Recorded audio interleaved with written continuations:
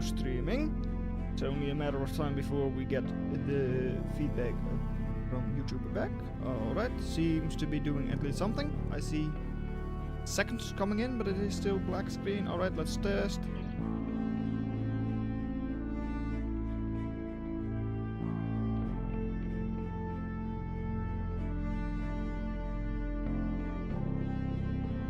Alright, so we do have audio coming in. I think I will turn down the music a little bit. Just because it seems a little bit too loud. 26. Game also down by same amount. Alright. Come on. Mouse. Good. There we go. Alright, then we say post. Post. And post. And we're going to be booting up the very first replay already. Alright. Turning off technical difficulties. There we go. And I'll check, is everything working here?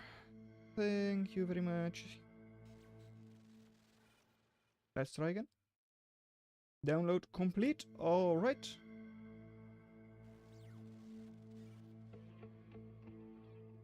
That one can close. Alright, so should be starting very, very soon. Let's see, this one I can close down. This is fine. Let's just keep that like that.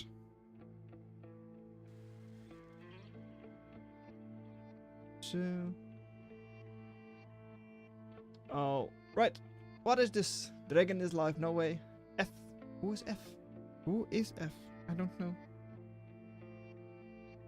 Yeah, I am indeed live. Let's see, that's alright. Yeah, main menu music off. There we go. Welcome, welcome. And let's skip. So, we're starting out with a 2 versus 2, a Palladium match between in the blue Venomized with Spiders and a Recon Commander, and their teammate Churi, of course, with Shield Bots and Engineer Commander. No special blueprint from them. Versus in the yellow Spiders as well, but this time Tarkin with an Engineer. And oh, they have actually played it off of Dr. Doom with Charon. Interesting choice. And of course Dr. Doom then with Gunship Plant and Engineer Commander as well. It's a quite small map, so I don't know what the idea is with, well, plating a Charon in this case. But hey, maybe they're able to do something with it. Flea already holding back the Weaver for just a couple of seconds. Not that important, of course. And oh, that's a nice snipe. But it's probably going to be recovered soon, I hope. Nope, for now Max is not being constructed. So it does slow down the eco from Northwest a little bit. And oh, we get to watch Tarkin throw. Never mind, he has to carry. I don't know. Dr. Doom these days is purple, right? So hey, Dr. Doom should be able to carry this. And it is supposedly a desperate defense. Not sure from which team that is going to be, but oh well, we'll see. Couple of Vandals already coming out to counter the Blast Wings. In a 2v2, it is a bit optimistic to try and go gunships. Especially on such a small map. But we'll have to see if Dr. Doom is going to, well, manage it. Very interesting location for your gunship plant as well. The, like, target location. The drop-off point. Did you fix it? Yeah, kind of. Alright, well, for now, 23 eco with amazing attrition for Team Northwest. This is just 20 eco from Southeast. Scouting with the fleet is looking pretty good. Can see all of the maxes over here. Can see the maxes over here mostly as well. Is not going to get uncovered by the commander. At least not yet. So does have some pretty good factory choice. Yeah. I also find it a little bit interesting that you're going for gunship plant in a 2v2 on a map like this, but oh well. Yeah, Tarkin kinda has to carry the end. And oh, nope. Apparently the commander does just decide to cut across and discover the flea. Alright. Anyways, Judy finally going to go for shield ball, right? And sir, this is expensive. Oh, already going for rovers as well. Yeah, that is expensive, and this is not, at least I don't really like rovers on this map, or vehicles in general. Just because you can only go to the enemy base through like these tiny choke points. And even just going up the hill here is impossible with yours, with rovers. So then you would have to either terraform or just go around. To me, it's not really an ideal factory. But yeah, gunships already being shot down. Definitely going to be a carry from Tarkin if they want to win this. Couple of Venoms already coming in, stunning Lotus. Also enough to perma-stun the commander as well. But not with those bandits close by. Still, bandits, all of them are seemingly getting cleaned up as well. And after that, what do you have in defense? Well, single Felon. I don't really know on how much total damage a Felon does. But 2900 HP. Yeah, I think you could technically soak all of that, but you don't want to. Also sounds like Widow. Indeed, Widow over here. Not a whole lot of support there from Northwest, but hey, just the commander and the redback is going to be enough for now. Commander over here is dead. There goes. Nice stun there from Venomized, who is also playing as spiders. Wow, how fitting. Anyways, spiders from Tarkin having to go back. And over here, well, Judy already going for fusion in the back. Going to be needing that as well if they want to go for shields. Yeah, because, yep, Aspis have already been queued up. And over here, to retaliate, the Widow from Tarkin also coming in. Is going to give a nice little bit of reclaim there. Redback retreating. So say goodbye to that commander. Not a whole lot of DPS here, but definitely enough to take down that commander. After that, well, there is still 300 reclaim here. Going to get the additional reclaim from the recon.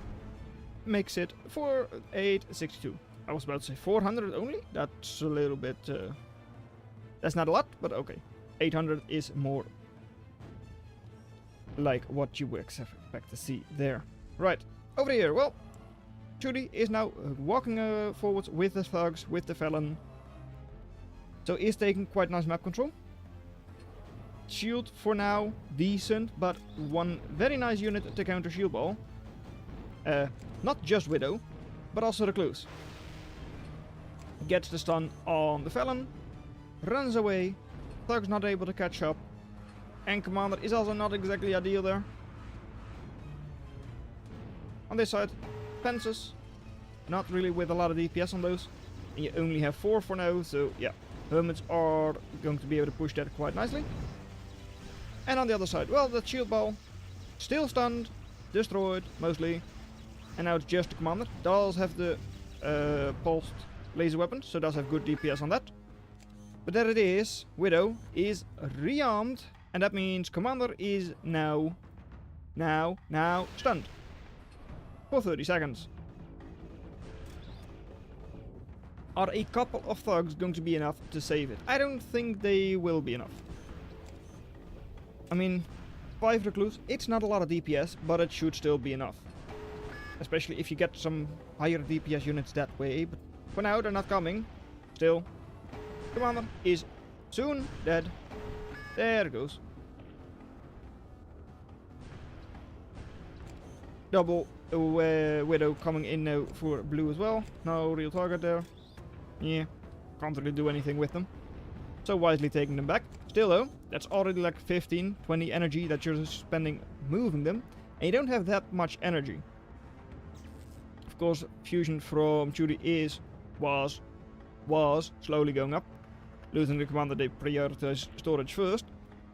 But yeah, for now, I kind of are still struggling. Wind is decent, so 1.6 wind on these high ground winds. But it definitely does not look very good for Northwest right now. Not sure. Okay, no, I was about to say, is there a max there? No, there is not. But now, metal produced, still ahead from earlier. But total value, yeah, falling behind quite a bit. Not really what you want to see. And over here, Tarantula is not really going to do a whole lot, at least not on the northern side. And a couple of hermits, also not exactly amazing. And at the same time, Churi, with their rogues, being pushed back. Rogues do have the advantage that their missile is quite accurate, and because Recluse is incredibly slow, they're still quite likely to hit. Recluse can't really dodge rogue shots all that easily. And over here, 2 more Venoms are cleaned up. So all of that then, I mean, Team Southeast also doesn't have a whole lot to defend. But still, does have a nice little bit of pressure up north. Could definitely still take that metal extractor down. Not going to yet. And double Widow. Okay, you stun 1 Recluse. It almost gets team killed. You stun another Recluse, but you lose your Widow in the process. I mean, it is a 30-second stun, right? So those hermits will catch up and like be able to snipe at least one of the 2. Most likely both. But yeah, was that really worth it? The game I coached Tarkin. Are you telling me you spec cheated? No, Chungus. And help, help indeed. Commander is retreating. Would be nice to have like a Widow close by now, but it's sitting all the way back there. Not really able to do anything for now.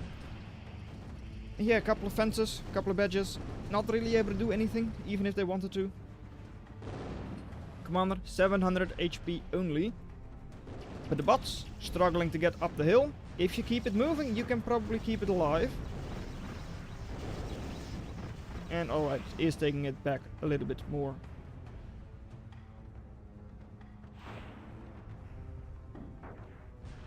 By now, Fusion, once again, not going up. Has been like invested like another 250 or so. But still, not really a whole lot happening on that front. Over here, no investment into additional eco either. And like, I don't like the fact that these fences are just sitting there. They could either be trying to damage this a little bit, or maybe try to move in, but there is not a whole lot you can move into. So, yes, Chungus, you were indeed spectating this match. Anyways, over here, a couple of harpies. 3 harpies should easily be able to overwhelm a 1 singular picket. And do indeed. Take this one back, because otherwise it goes down to the tarantula. Still does, alright. Just a little bit of eco going down. Cutting off these 6 solars from the overdrive grid. But this is a lot more effective. Just a couple of fleas moving in. Only thing they have in even close by is double tarantula. So yeah, 7 fleas, easily able to move in there. What do they have otherwise? Well, a little bit further back, they've got 1 picket. Still not enough to take care of 7 fleas. The only thing that can really do something is that single redback. Forces in front for Northwest are still very scary. Not a whole lot of defenses here for Tarkin. And hey, they finally pulled the fences this way as well. Parade over there with the fleas, definitely very nice. 590 killed, so an additional like 6 wind and like double tarantula. Either 1 or 2 tarantulas. Make that 1, I guess, because each one of them is 380. Right. And Flea is going to try and sneak through. Yeah, you don't want to go back up there. Not ideal. There was a red back there, you should have known that. I mean, had they moved them like this way, they might be able to snipe 1 or 2 maxes. Still unlikely, because you just don't really have that much DPS, of course. But still, definitely a better choice than going up against that red pack you know is there.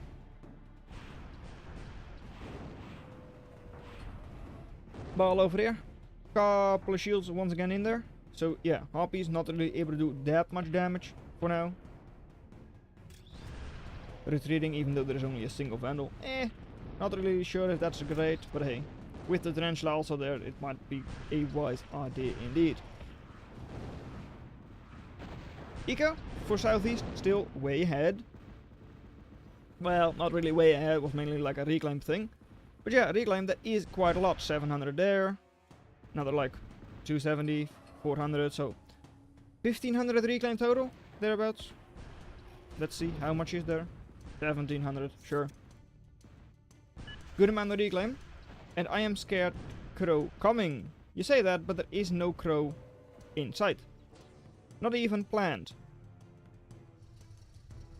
Still, 5 harpies, going to be 6 at least, is also quite scary.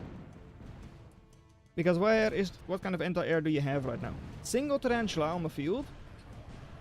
Let's see, tarantula. Come on, yep, that. Single tarantula, single vandal. That's all the anti-air they have on the field right now. So, yeah. 7 harpies, 6 harpies, still going to do quite a lot of damage if they decide to move in. 270 burst only on the tarantula. Does shoot relatively quickly. For like a burst weapon. 1.9 second reload, so yeah, 142 DPS. Still, that only takes like 1 harpy down every 8 seconds or so. Don't really bother going for the math there. But yeah, harpies could actually engage this quite easily, I'd say. Especially because you also slow down the tarantula, so yeah, force fire the tarantula and then the rest of it isn't really set up to deal with your harpies all that well. Don't really know if I like the fact that you're taking them all the way around. But at the same time, no anti-air on this side either, so they can still do a lot of damage. And the eco over here could easily have been cleaned up by all of those hermits by now. But nope, hermits, all of these spiders just going to the northern side. And 5 big booms. What is the 5 big booms going to be? You mean the big booms from crab? 5 crab shots and it's all dead? Is that what you mean? Not really sure. How's that fusion looking? Hey, there it is. Finally, you've got that fusion up. Losing all of those wind generators though, so you're still at only 50 energy. Whereas your enemy is at 40, even though, yeah, wind is currently incredibly low. And oh, watch it. Ouch, that hurt. 540 value lost already. Another 2 badges gone just like that. Make it 3. And yeah. Crab Spire is increasing. Decent range. Stinger not currently in range. But yeah, this is going to be definitely a big old nuisance. Hello there, Stuart. But hey, finally! Harpies going around. Going to be cleaning up at least 2 more maxes. Should give very good eco for Southeast. Who are also reclaiming a whole lot better than the other team is. Yeah, there are like 2 weavers over here.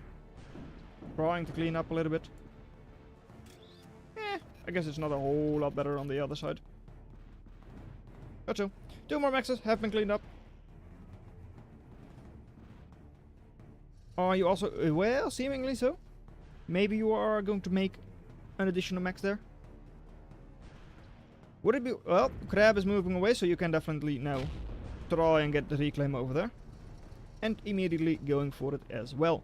Very nice. Maxes on the northern side, not being built by either team. I mean, they are very likely to go down. And a Impaler. Interesting choice, always. I mean, Impaler is good against stationary targets. Crab is pretty much always stationary, because that way it's armored up. I don't really know how fast you would kill it. I mean, it's only 80 DPS. 80 DPS. And you're facing off against a unit that is effectively 12,000 HP. Yeah, Impaler, although fun, is, especially because of radar wobble, unlikely to kill a crab quickly. But hey, you'll try. Get a visual on it. But yeah, I'm going to stun and then we impale. You know, once you've got it stunned, you might just be better off using your recluse and all that. Or your own crab, of course, also an option. I just don't really see Impaler killing it. At least not anytime soon. Over here, this is also an issue. You only have a couple of fences here. There are no DPS. So it says, well, that's still 15,000 HP in hermits.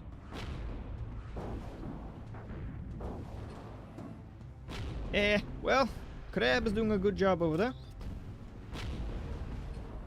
And Widow, watch where you're going, because you don't want to run into those hermits.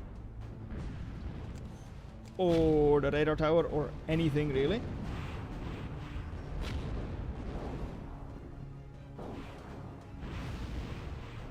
And Widow stuns the crab, nicely done. 26 more seconds to go. And it is stunned, yes indeed it is, but what do you have to kill it? They've got a lot of defenses around it now, with the shield ball also moving back. And yeah, you don't really have anything to kill the crab. It's still 2500 HP.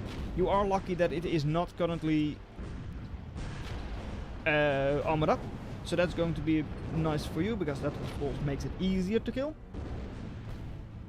Oh, losing your crab there? Not really what you want. Oh well. Also, the counter to spiders, soon to be coming in as well. Phoenix, come on Phoenix. Auto retreat crab, really? No. What? They don't have that turned on. No. Anyways, Phoenix over here, well, bombing little spiders. Slow, squishy targets, always great to be bombing those. And Phoenix indeed. Right, once again, a little bit of cleanup there from the harpies. And yeah, Tarkin's crab really shouldn't have gone down. But too bad it did.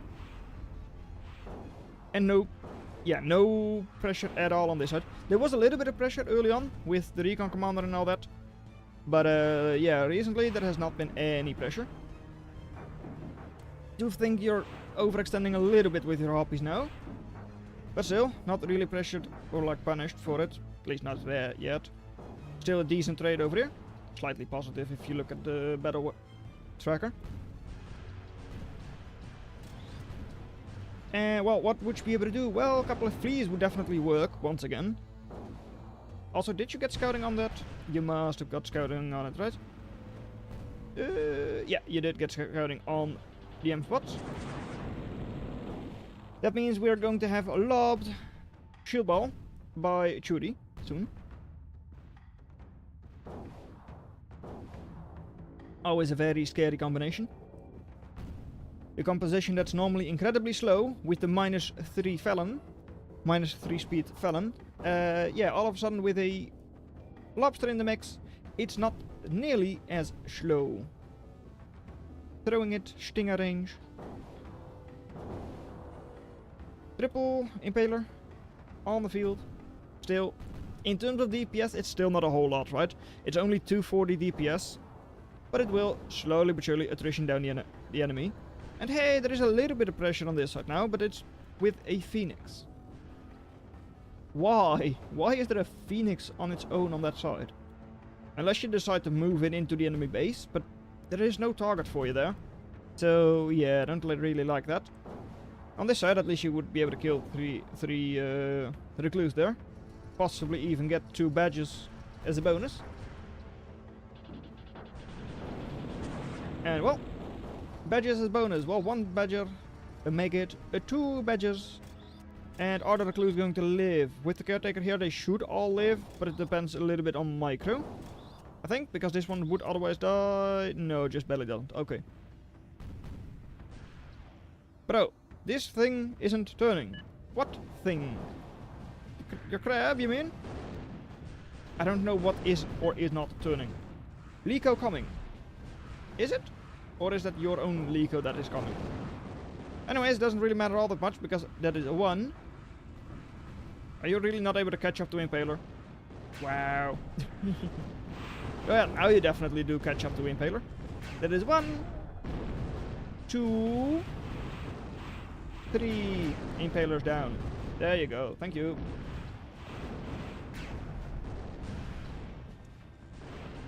And yeah, well, what side? Lico almost in indeed from to Venomize themselves. Alright. Still, what's the target for your Venom? Or for your Lico? You're facing off against a couple of Recluse and a couple of Harpies. Well, let me just check what you're going to fire at. At a relatively spread out couple of Recluse. I mean, still, you make 500 value or so. Yeah, 560 value there. Which isn't bad, taking down 2 Recluse. It's just... You made it sound like it was amazing that the Lico was coming in soon, but like... Over here, Cloak Snitches. I think it's going to be. I mean, don't really see the point of a Cornea otherwise.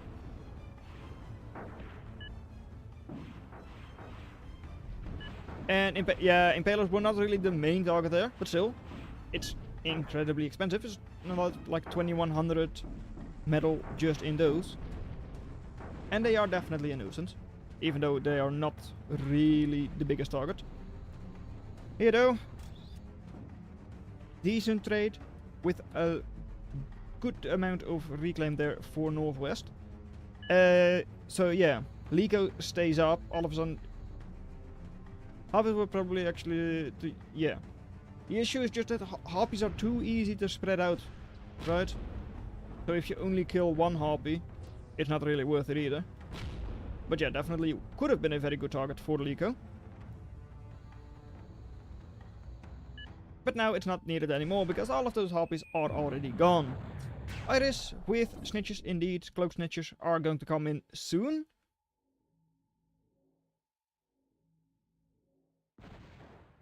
Killed all the caretakers, but still no access. Yeah, but that is 1, 2, 3, 4 factories at 27 eco.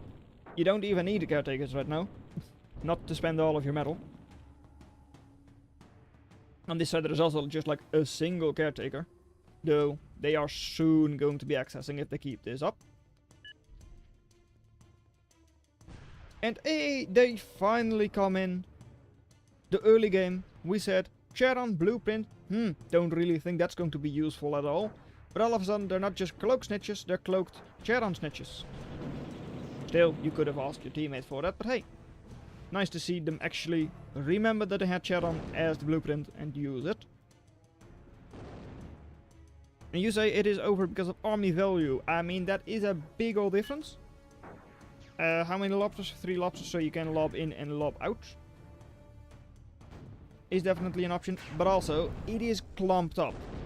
So maybe Charon Snitches can get in and destroy all of it. All of a sudden, if the shield ball is gone, and they're cloaked, so you don't really, at least I don't think they're going to be reacting in time with those lobsters. All of a sudden they don't have a lot of army on the field. And he will bomb himself. Come on. Little bit of oh. Prime target. Couple of lobsters, 2 lobsters already on cooldown. There they come. Oh, yep, they have got everything. Good one there. 5800 value destroyed. No bombing your own base. Nope. Bombing the entire shield ball. I don't see the army difference anymore. It's pretty much exactly even. And Tarkin is so good. Tarkin OP. I mean, all of a sudden, quite a lot of investment into anti-air from Team Southeast, so they don't have a lot of land army. And they're letting this happen, which is also not what you want. That really should be cleaned up, just like they're going to on the northern side. And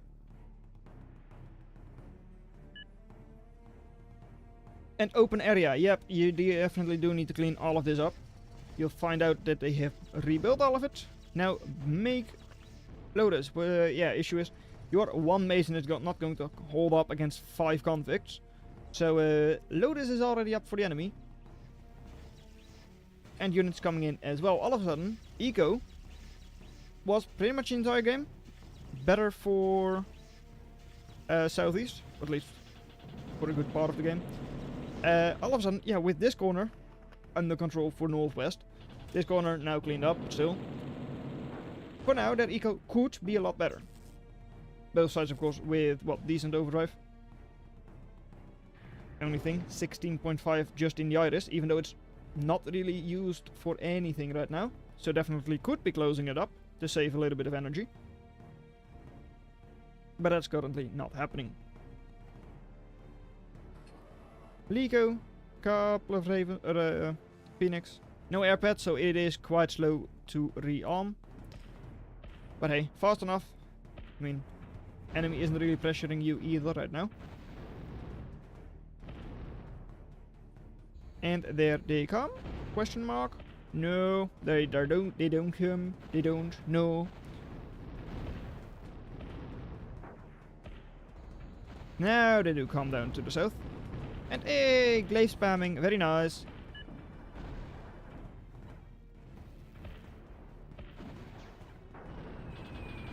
Lico, sniping 2 badges. Phoenix bombing 2 already dead badges. And bombing 1 additional badger, which might even survive because it is about 200 HP. Yep, there it is. 94 HP left, so indeed it does survive. Nice scouting here with the Swift. I mean, there is no anti-air there from the southeast team. At least not for now. Should really be getting up at least some type of anti-air. If only just to deny the enemies scouting. But hey, Tarantula just barely in range. Clips it.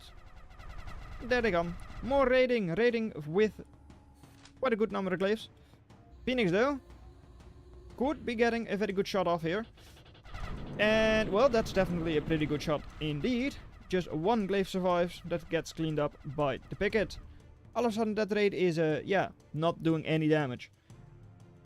Taking down 2 little metal extractors is not really what you want. Northern side, well, both teams definitely could be getting those maxes back up. Over here, another additional 300 reclaim that team southeast should be getting.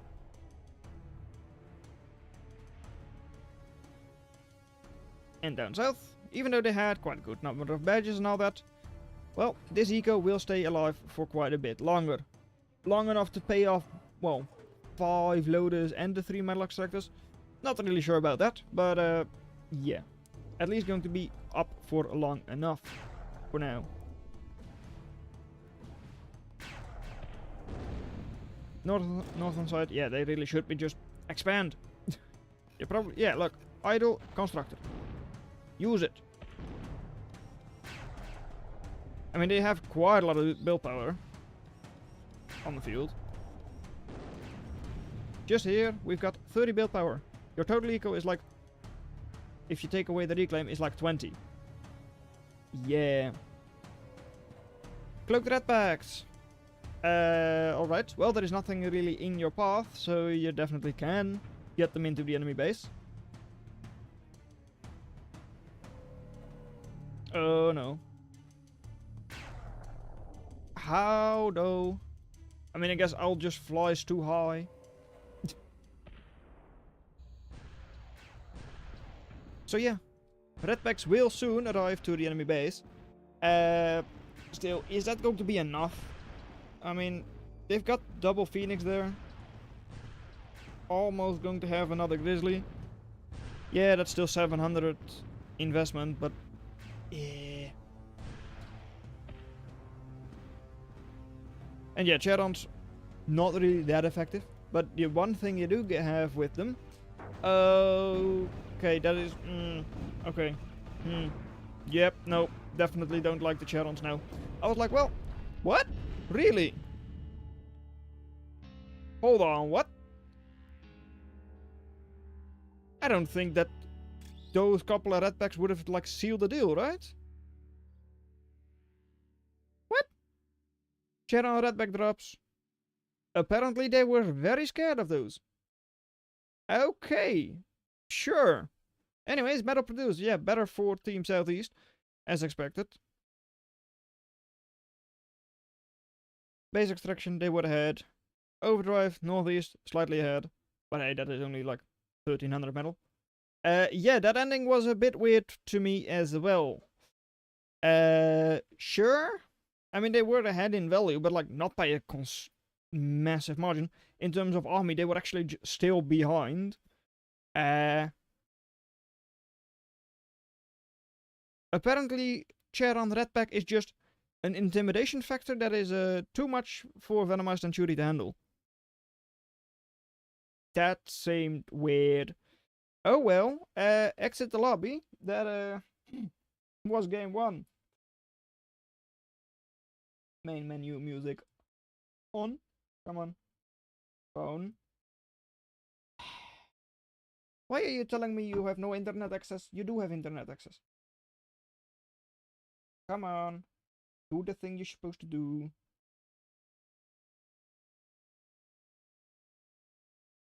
There we go. So. That was Desperate Defense. Weird ending. For sure. Apparently those Charons are a bit too much.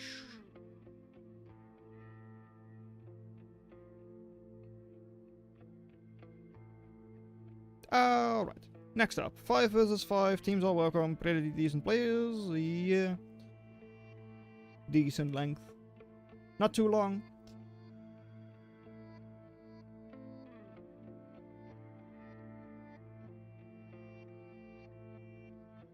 So, yeah. 5 versus 5 on Banana Republic. Couple of singularity ranks as well.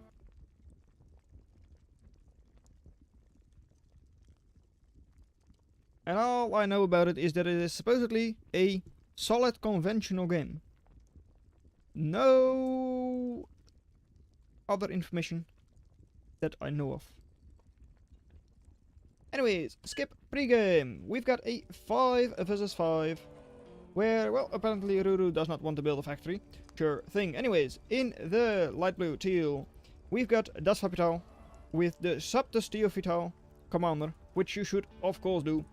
Playing with as cloakbots. In the purple, we've got Mighty Oak with tanks. In the blue, yeah, as I said, Ruru with no commander. Or like no factory, not yet at least.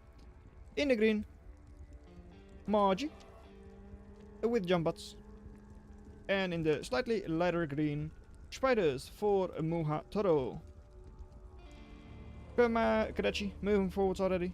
Will be facing off against Pyro. It's an insanely stupid matchup where both are like immune to each other's afterburn, but not to the ground burn from Kadechi.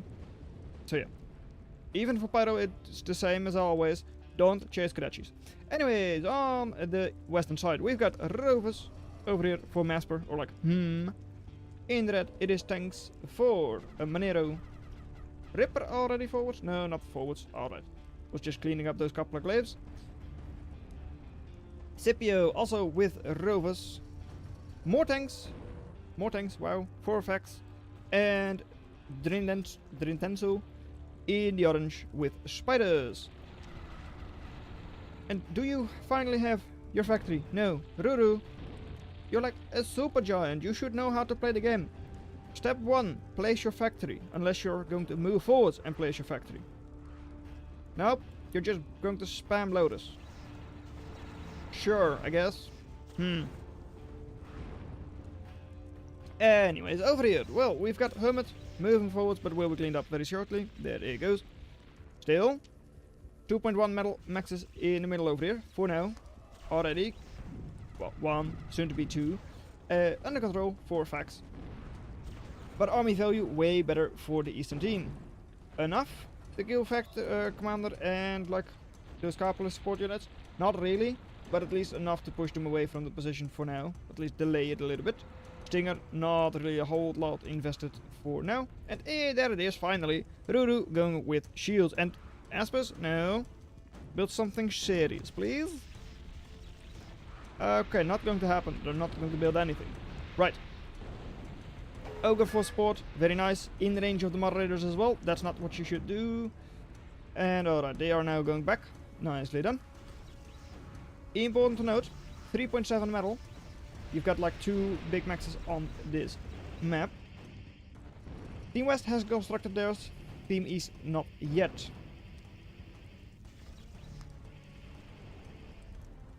And also, a nice little Widow over there. Did you? No, you didn't get the stun off yet.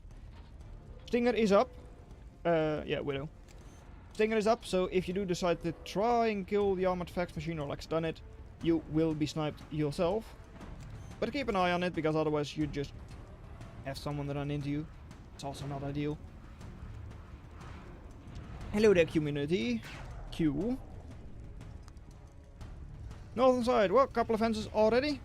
Means that even though, yeah, sure, you've got those metal extractor, that metal extractor for now. Should be cleaned up shortly. After that, Team West will have northern side. And possibly also the southern side. With those 3 additional maxes. Or at least 2 for now. Might have 3 in the future. But yeah, Commander, in the open, you've got 2 Widows here. So you could even stun the Ogre as well. You're moving in to do exactly that. Stunning 1 and stunning 2. Alright, Widow will be going down. But still. Good amount of support, which means that we have a dead Ogre and a dead Widow. Spam is so dumb. We've got a dead factory, dead Commander and dead Ogre. You might think it's dumb, but you just shouldn't be moving out those units all on their own.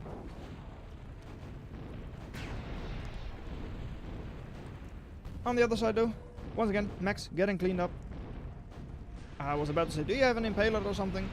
And yes, you do indeed have an Impaler to do exactly that. Right, if you don't like the Widow spam, how about Scuttle spam? Stunning Stinger instead of Ogre. Definitely also an option. I mean, would at least have been the easier target, since you were already right next to it. Both works. I guess they were just a little more afraid of the Ogre for the support units they had close. Not really sure. Both targets would have worked just as well, I'm pretty sure. I mean, you had enough support in all of those thugs and all that. Scuttle moving around. Also, 15 energy. Doesn't matter all that much in this match, because you already have over 100 total. But yeah, still costing you a little bit there, allowing the enemy to overdrive a good amount more. That's another dead commander. Is that what you prefer, rather than Widow just having it get killed outright?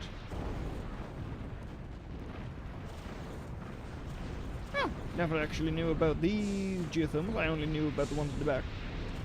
I think that's the first time anyone actually built one. Anyway, do a good amount of reclaim on the field. Down south, 1300. Team West also pushed away, so maxes there should soon be constructed by Team East. Level 3 Mega Puppy. What does this have to do with a puppy? You can't even get the upgrade to become a puppy. I don't know. Anyways, Commander will stay alive. Minotaur not deciding to chase after it. 2000 HP, so definitely a good choice there. And 1800 reclaim on this side as well. Caretaker not actually placed in the hole that is designed for the Caretaker, because there is a knight in the way. But yeah, should be getting all of that reclaim. Other team is not really reclaiming a whole lot. They've got, yeah, 1 level 1 commander. But that really shouldn't be able to access all of that reclaim. And over there, scary raid with those Pyros. Caretaker, soon to be gone as well. Pyros can still jump, if they want to. Not going to. Max gone. And sitting on the factory, that is Nanoframe gone. And just reclaim the knight, obviously. Well, the issue was that it is not your own knight, I'm pretty sure. Yeah, it was Das Hospital's knight, and Caretaker that was constructed first was the one from Mighty Oak. But now, Das Hospital also with the Caretaker in the hole, so probably indeed reclaimed that knight. Anyways, down south, good amount of artillery, but not a whole lot else. At the same time, Team East also don't have that many defenses here. Or like, units here. Once again, an annoying little Widow. Standing by. So could very easily kill that, well, stun that commander shortly. Scuttle also on the field once again. if you can just get one Impaler, it's already worth it. I mean, it's 550 value for it. Impaler 700, but it's not an ideal target. You know. Too little size. Shoot. Come on. No, chase after it. No. Well, this is a waste. At least you got one of them. Maybe two even? No, right? No, okay. Should have had two, but will not.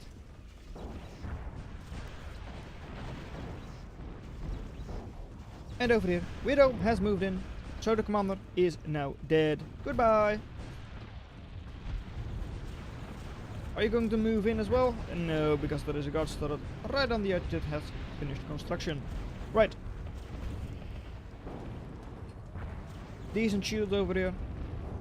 No Felon in the mix, so will not be draining those shields.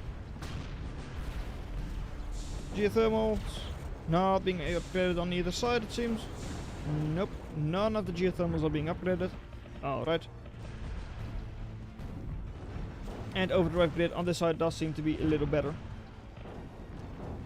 Well, also just because they use more for the overdrive. I mean, the other team has like size running around, not that expensive. Widow's only one actually for now. But then, yeah, main is Scuttle with 15. Still, in total, they're spending like 26 or more. Oh, and the Phantom as well. So yeah, say like 30 energy they're spending just on keeping their cloaks alive. But now should be able to get, well, decent overdrive as well. Still, Team West with slightly more. And a advanced geo. No, it isn't, but you don't know that. Because your scythe can't see over the wall. Soon going to be an advanced geo though. So you will be right at some point. Not yet though. Knights up north. Well, not a whole lot of DPS over here, so Knights definitely are able to push through. Main defense is here. Couple of badges, which have like 0 DPS. Not that little, but like 20. Nah, 30. 30 DPS. Wow. Such amazing DPS. Scythe is going to get a little bit of eco cleaned up over there. Oh, you're so slow. Might actually, yep, Scythe will get it. And then run away, so you don't even know where the Scythe is. Too bad. No. Nope, you don't. Yeah, Firewalkers. I was about to say like, oh, you don't have any thing like Badger or something like that to take care of that caretaker. But hey, more sneakies. Not being seen by the Lotus. Goodbye. You did well, Scythe. Does not actually cut these off from the overdrive grid, but hey, definitely worth it.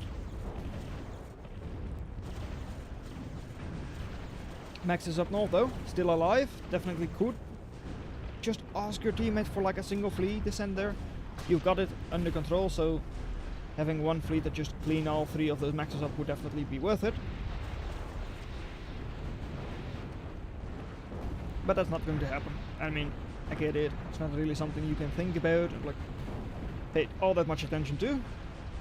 But hey, would definitely work and be very well valuable. Over here, shield ball, pretty decent. Still no Felon, so shield is going to stay up quite nicely. Going to be defending a couple of moderators. Eh. Of course, you don't really have the DPS done. And watch out with that Phantom. Are you going to have your walkers just shoot into the minefield? You are not. Alright. I mean, that generally isn't worth it, but would be nice to see it just clean up that minefield, because that makes it easier for your Phantom. Where is the sneaky? Oh, just there. Alright. Scythe. You will, once again, not be found. Please, seems like you will not be found. Thing is, you should now be taking it down south, because this is going to be defended quite alright.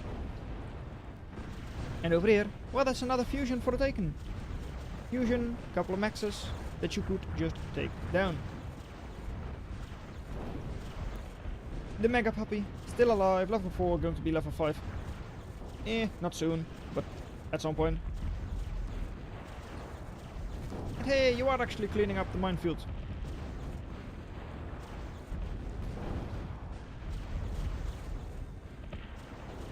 Wind is low. Not that important, I mean, even these 0.6 wind floor, so having it be low wind for now, not a big deal.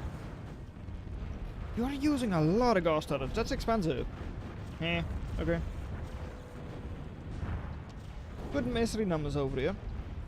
Also, outranges, Firewalker and all that by quite a lot. Don't really see any impalers coming in on this side. Maybe they're planning on using the Ravens for that? Maybe.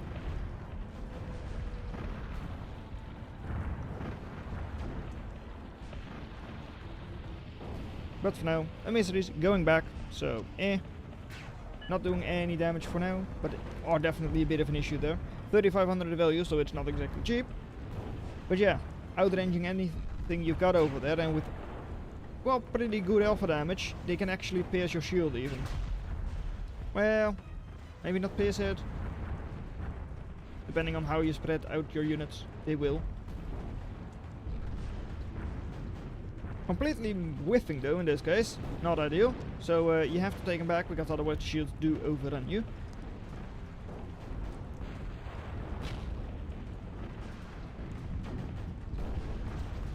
But once again trying. Well, now shield is already low, and indeed that is already a couple of thugs cleaned up. And goodbye to the rest of the thugs. Minotaur, Ravagers, all of them cleaning up those thugs. Reclaim only 400 because the racks have all been trampled, so there isn't a whole lot of reclaim there. But still, cleaning all of that up, very nice. 2600 value destroyed. By now geothermal, we saw it upgraded, or like upgrading, is now upgraded. Advanced geothermal, so definitely head in the energy department. And over here geothermal not being upgraded, this one is not being constructed. So just through that, yeah, Team East falling behind in eco. Widow is just barely not going to get uncovered. Alright. And there they go, going to take down that advanced geothermal. Geothermal 3200 HP, 4800 in Ravens to come in. So we'll easily clean it up. Will you be able to take your additional Ravens somewhere else, or do you not have the time for that? You do not. Okay. Oh, too bad. 3 Ravens survive. Scythe still alive for now as well. Could still sit. Move slightly further. Slightly further. Thank you. Oh well, cleans it up anyways.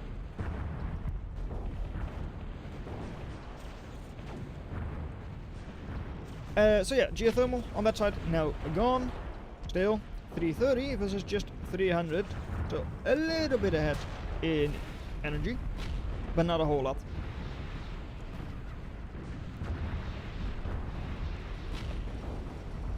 Is there no anti-air coming up over here? No, not really. I'm a little bit surprised about that. Yeah, I guess they just don't really have the radar for it either. So they just didn't know about those planes. And the other way. Also, no radar, really? How do people play without having any radar? I mean, you do have your owls, which are pretty good radar coverage. But still, you only see the front lines. This is a... Well, I would say this is critical mass of... CPS commander. Critical mass of impalers there. No, not impalers, emissaries. Much total? Should remove 2 of those, but oh well. 7,000 burst. That is a lot. Assuming the crab is not armored up, you would be able to one-shot the crab. Even with the crab being up, you still 2-shot it. Having effectively like 12,000 HP. And you also easily outrange it, even though it is on a spire. So, there they go. They sit down. And it is Not good night, because the emissaries decide that they do not actually want to engage the crab. I guess that is just Unity being a little bit derpy, because they can't hit it because of the spire, but didn't know about the spire maybe. Not really sure. Anyways, commander now for Ruru, I think. No, mass push commander also going down. Why was mass push commander over there? What? I thought we would have like the super puppy going down over there, but apparently not. I guess the super commander is already... Super puppy is already dead. I guess. Oh well.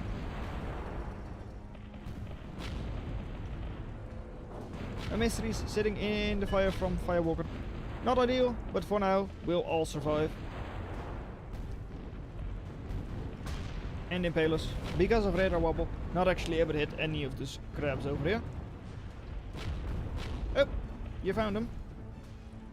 You reduced the radar wobble to absolutely 0.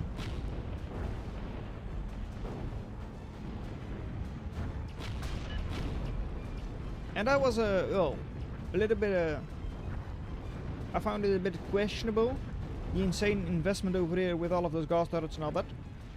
Well, it is holding the line for now.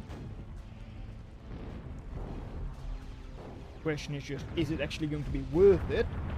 But well. Crow is coming in. What is the target for the Crow?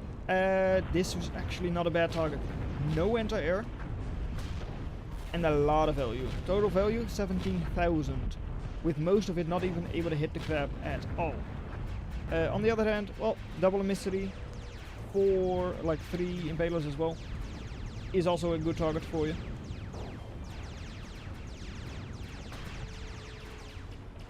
And ooh, double Attender. So it does have some pretty good DPS down south. Good anti-air. So yeah, Crow having to go back, 1700. Is it going to stay up? I mean, Athens are pretty good range, and indeed, there it goes. Athens should, at least one of them, should still go down. The other one might not. And, well, Raven was again hitting, but not actually taking down the fusion.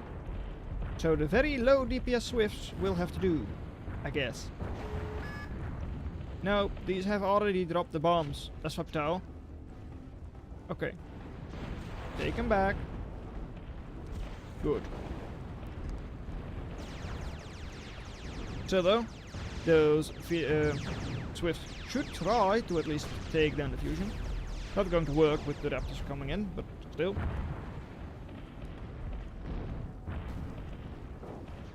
So close to safety. Yeah, that... well, Crow definitely was close to safety. But it did not get there. Too bad. Tremor down south coming in. Will be taking down the spider. Will be taking down the spire from the crabs. The crab spire. Not going to destroy the crabs themselves. Just does not really have the damage required for that on its own. But will at least take away the terraform, allowing the rest of your units an easier time to actually destroy the crabs. And up north, a shield ball that still does not include any felons. I'm surprised about that, to say the least. What a waste of a Crow. Yeah. I mean, I would have preferred to see the Crow on this side. Especially because there was no anti-air and there was more value over here. But maybe it was still able to make value. It killed like 2. Yeah, I don't think it made value. Killed 2, at most 3 impalers, so like just over 2,000 metal. So yeah, that was definitely not worth it.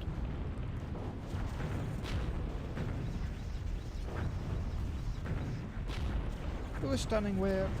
That's just Knights over here. Alright. I was about to say, well, Cyclops coming in, but no, Cyclops already going back again.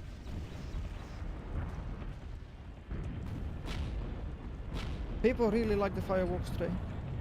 Only 5 of them available right now.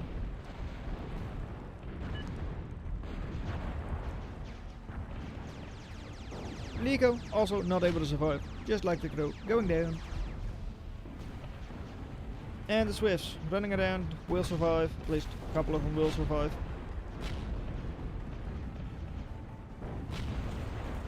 But yeah, alright. Well, it is still just an artillery fest. I don't like this type of match, honestly. Where there's just a lot of artillery that's just still made in the middle. But oh well.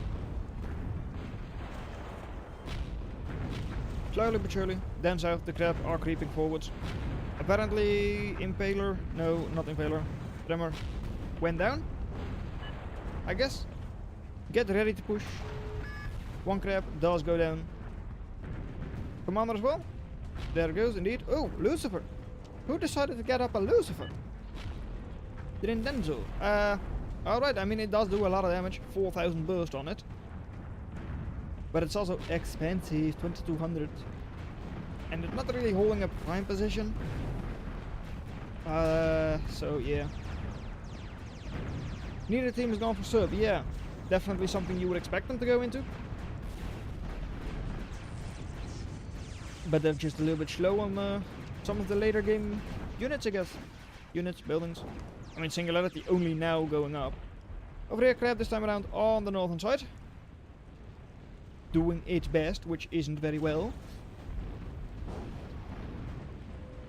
Good enough Athens over here, so you can't really go to all of those mysteries either. But this time around, at least it does survive. Which is, well, the least it could do. Help top? Is that really needed? Help top? Yeah, that is kinda needed. With those knights now trying to push in.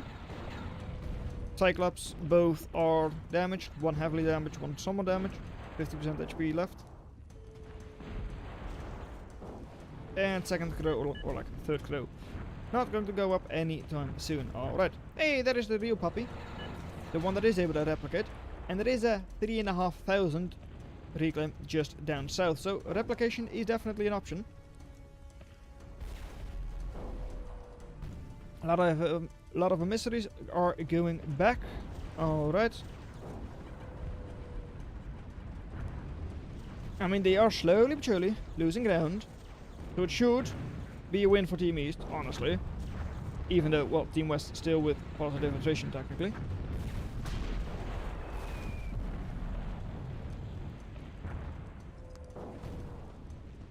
And Ultimatum also coming in. Going to be used to clean up the Cyclops. Are quite nice for that. Quite large targets, so Ultimatum doing extra damage. And yeah, Lucifer because 4 Cerberus is crazy. It kind of is, right? I mean, it's expensive, 2,200. Not that Cerberus is cheap, right? Cerberus is, let's see, 2,500. So it's technically slightly more expensive. But it's also massive range. Whereas the Lucifer is only decent range.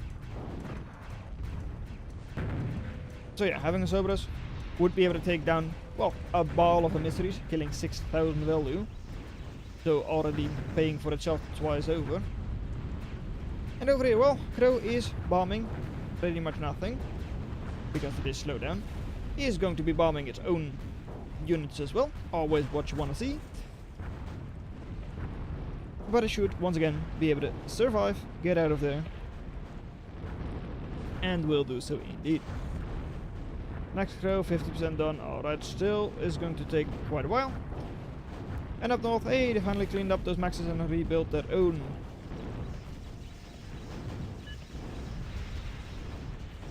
Hermit numbers look kinda scary, but eh. Hermit isn't that strong, and it's not like a 30-40 Hermit push. So with Fog and Venom and all that close enough, it is not really going to be an issue. Dante for the Western team now is out. Second Dante being produced as well. Do I like it? I mean, it's a good unit, but I don't know if they know about it. But Ultimatum, of course, already being out, just one-shots it, while also being cheaper.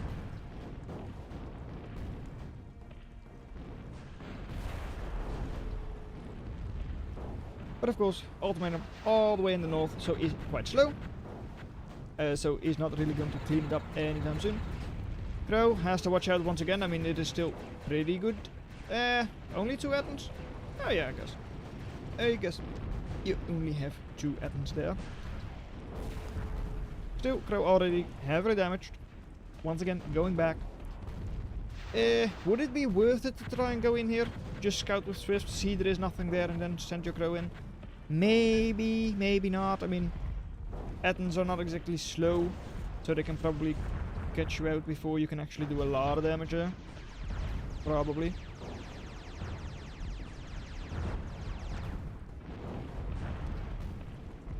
And your own Dante is also almost up. Northern side, well, they don't really have any defenses there. Down south, at least, they now have their own Dante. They've got those emissaries. And sending the tanks down south as well. True. What is true? What is true and real? Building 3 things at once. What are they building as well then? Building Singularity, building Crow. And what else are they building? I don't know what the third thing is they're building. Yeah, I don't know. Anyways, Singularity is soon up. Only like 600 more to invest. Should all of a sudden give a lot more overdrive eco to Team East.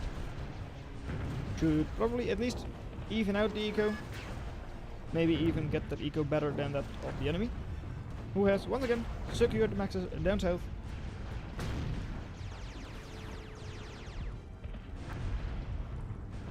And I have not been paying attention, but where is Dante?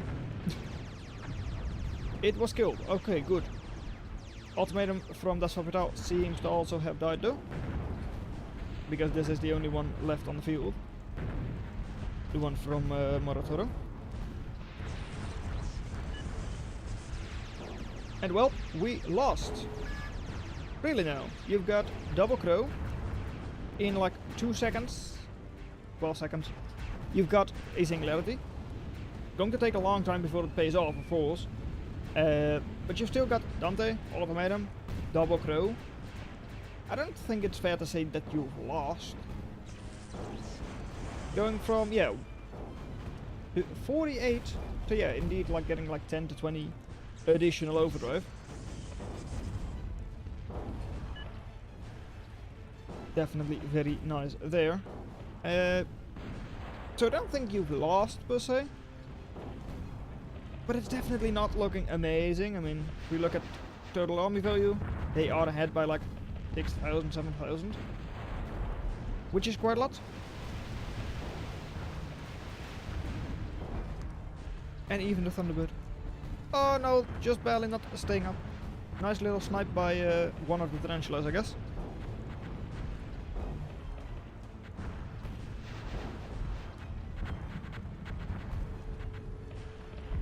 Crow, one of them already heavily damaged and being sent in. That is seeming a bit desperate. But I mean, as they already said, Maris, more Ettons. Those Ettons, man. Those Ettons or more Ettons? I guess those Ettons. Eh, not really sure. I mean, only 3 Ettons, so against like 10,000 HP on one and yeah, just 3,000. That's not a whole lot. So this Crow is pretty much just being sent in to die. This one at least will be able to do quite a lot of damage. We'll be able to clean up 1 Newton, 2 Newtons, and should also clean up that missile silo. That's of course the main target in this case.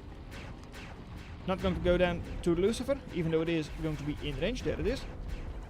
But it should now indeed bomb the silo and run away. Commander there for Moji, also going down. Not what you want to see if your team is right now.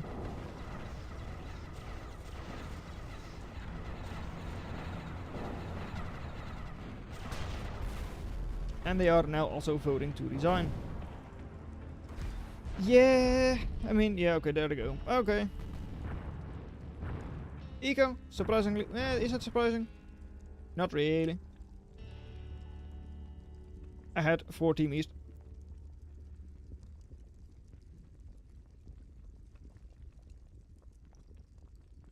But yeah, I think this is one of the main things, right?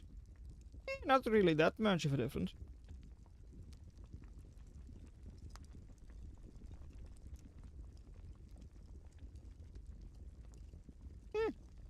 I'm a little surprised that it ends up being such a big difference in terms of army value, I guess. And total value as well. Huh. Maybe the turrets down south just... Yeah, if a Lucifer is able to get like 3 times cosmet, yeah, then I think it is indeed defense value. Let's see, what did you say? Better coordination to intercept the Athens with ground units could have really saved things for east there, but it wasn't to be. Yeah, I'm a little bit surprised that 3 Athens were able to hold off like so many throws. Yep. Don't be knocking around the microphone.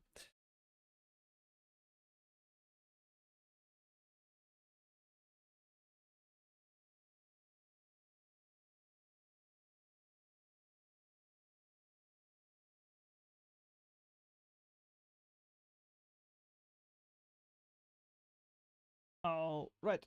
Let's see. What is going to be our next game? Let's just do a 1v1 just to spice things up. Doing something I'm at least a little bit more familiar with. At least on how to play. Straight into a map that I don't think I've ever seen people play seriously in a 1v1. It's the Real Europe map.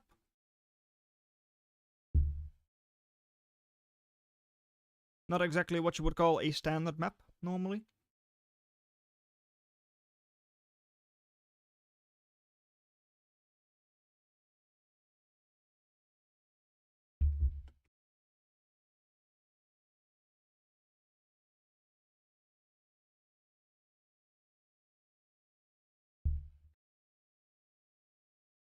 And since we also have Stuart here, is there something I need to know about this match before we get going? The only description I put next to the link was just Europe map.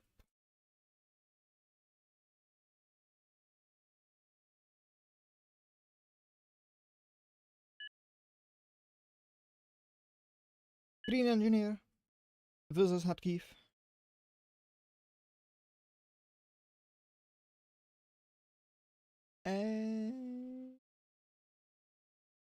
Nope, nothing to know. Alright, well, in that case, skip pregame. And, oh, right, there they are. It's such a big map that you can't even see the units, like the commanders. So, we've got a match between, in the blue, Kharkiv with the Amphibot factory facing the wrong way in this case. With an engineer commander, no bulkhead printer, surprisingly enough. Versus in the red, Stuart 98 with the green engineer commander. And no factory. With a very early game Sparrow. I mean, it does make sense. You want to know where your enemy is. It's of course a map where the spawn points are not set. But in this case, they just go straight to where their enemy is spawning. Kharkiv spawning in Italy, whereas Stuart is spawning in France. Yeah, guess there's a bit of a big old river there.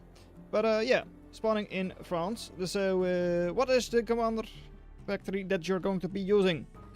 Ah, Cloakbots it is. Alright. Does not really cut you off anywhere significant. Of course, the nice thing for Amphibot player, especially because you're spawning Europe, you don't want to have this tiny choke point. The Brittany spawn. Oh, yeah, it is, yeah. That province in France isn't it called like Brittany? Something along those lines. Anyways, yeah. Amphibot in this position is very nice because you don't have the tiny choke point, which other land factories normally would have. So you can just go through the water and expand way more easily. Still doesn't give you a lot of room to move, but a decent amount. Wind, not exactly amazing on this map.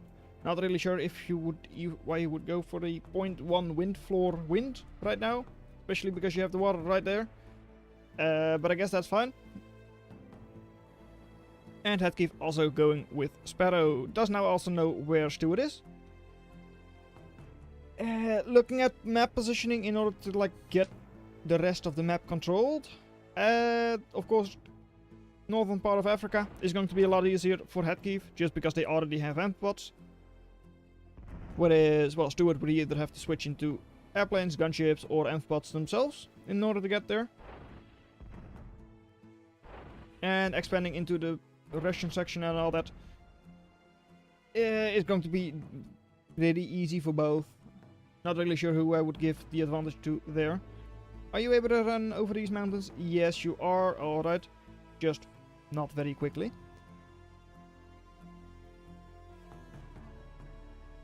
And a couple of amphipods. Couple of glaives. Just sitting just beyond the Alps. Alps, right? I believe so. Yeah. Now the whole other defenses here for Headkeef. Factory is going to be making one limpet. Very nice. Is of course very nice because it is a area effect weapon, so we'll be able to stun all 8 of these glaives if it is able to get a decent hit. It's going the wrong way for now though. I guess that's the thing because you lost your Sparrow. Seems like it indeed. That you don't actually know where the enemy glaives are right this second. Yeah, you kinda know because of the radar. Triple radar. What are you planning? I guess you're planning Sparrows. That's indeed what I would have thought you were planning. And, not really. Oh, yeah, they are clumped up, but apparently the AoE isn't doing a whole lot for you today.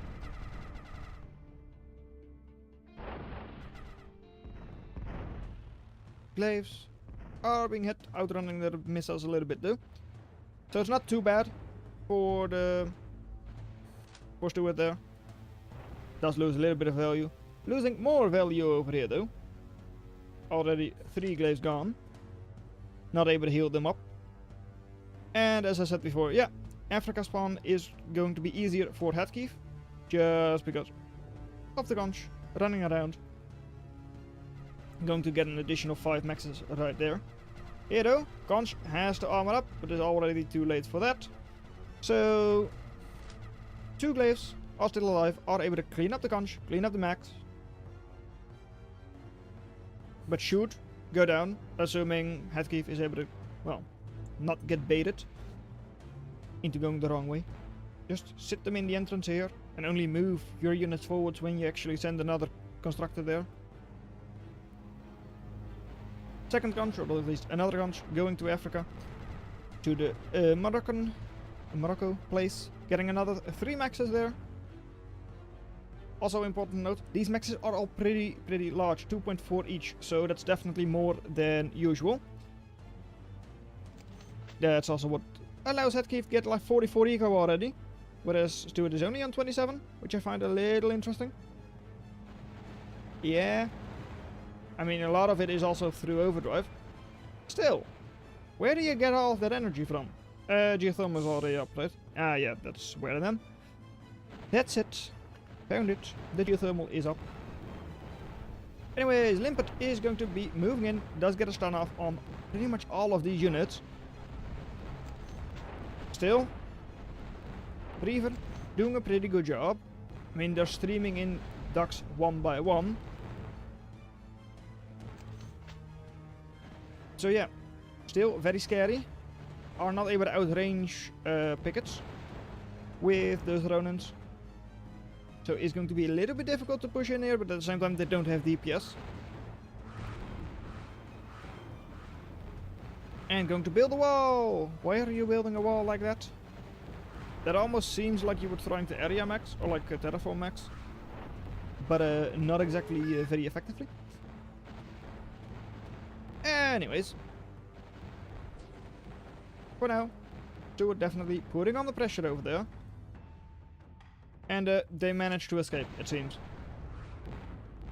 Did they? Did they really manage to escape those 2 glaives? Wow. Still, for now, eco for Headkeef is ahead. Just because of all of those additional maxes there. The maxes here as well, of course. And there comes the first factory switch. Maybe a little bit on the late side. Not really sure. Not that late if you just purely look at the eco. It's just that this is such a massive map, you would expect it to be coming in a little earlier. But over there, Conch, once again, going to try and get up those turkey maxes.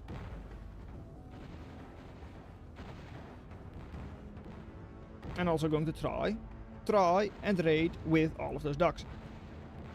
Are you able to afford that? I mean, I guess so. I mean, you've got 4 bowcats in defense, which are not awful against cloakbots. Especially if you have them balled up like this. All of a sudden those bowcats might even do a good job. Double loaders over there. Not going to have any more loaders there anytime soon either.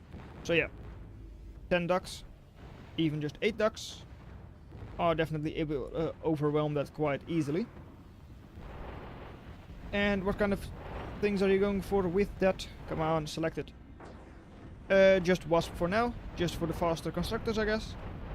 And possibly also just to take the Sweden maxes, the Britain maxes, the island maxes.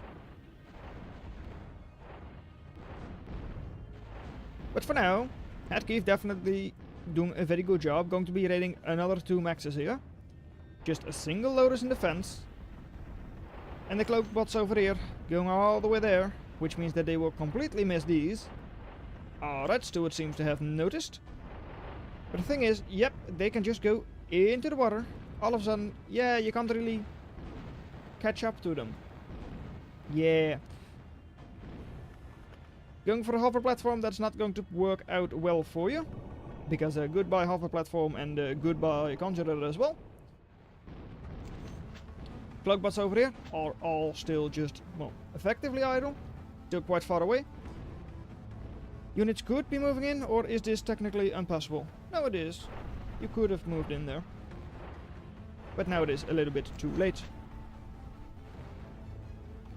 Pushing out from Italy though. But at the same time, Headkeef also losing their eco on this side. Expansion. Harpies coming in. Nothing else. We'll have some pretty secure maxes in Britain there. And geothermal for Headkeef is also being upgraded. Alright. Who's also now going for their own gunships. Alright. Sending gunship into anti-air gunship. Not an ideal play. Losing first locust already. But still. He's expanding over there. Probably not ideal to take these ducks down. I don't think that's ideal. Just because now you're going to lose out on your scouting over there. But oh well. Headkeef still with the better expansion than Stuart. There is quite a lot of reclaim on the field. 1300 here. Now that's 1700 there, but that should all be for Headkeef, of course. That could definitely pull the eco a little bit closer for Stuart.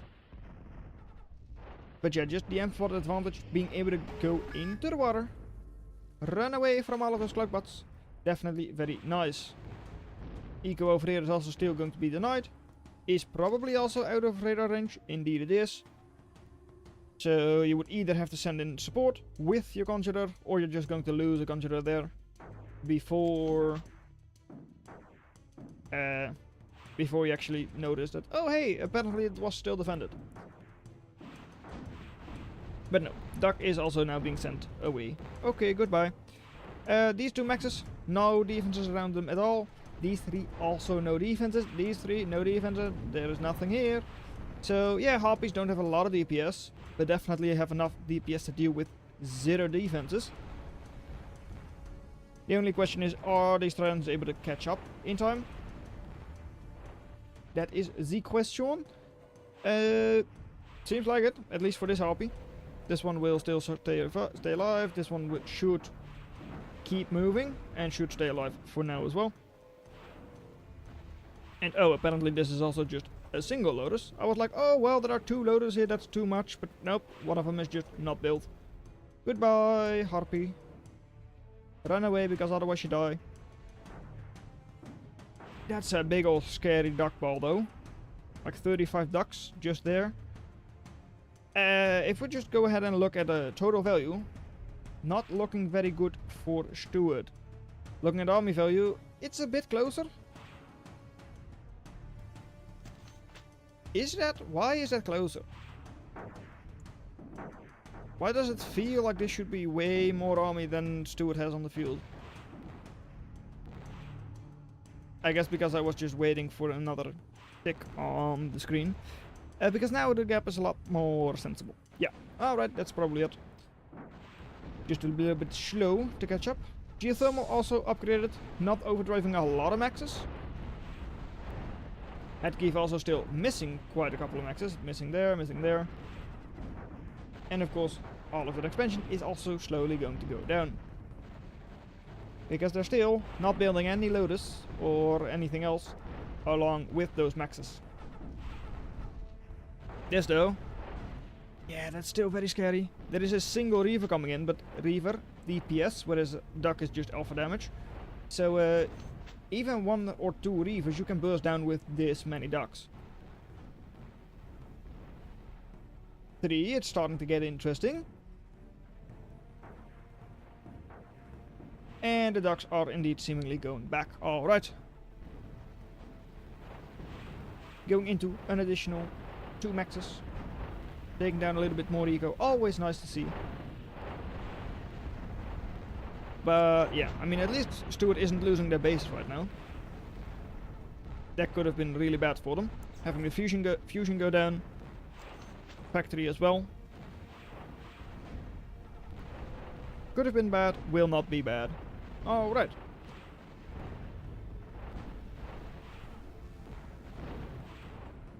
And the Ducks from Headkeep are idle. There they come. Reavers on the retreat. Giving them a nice little effective range bonus.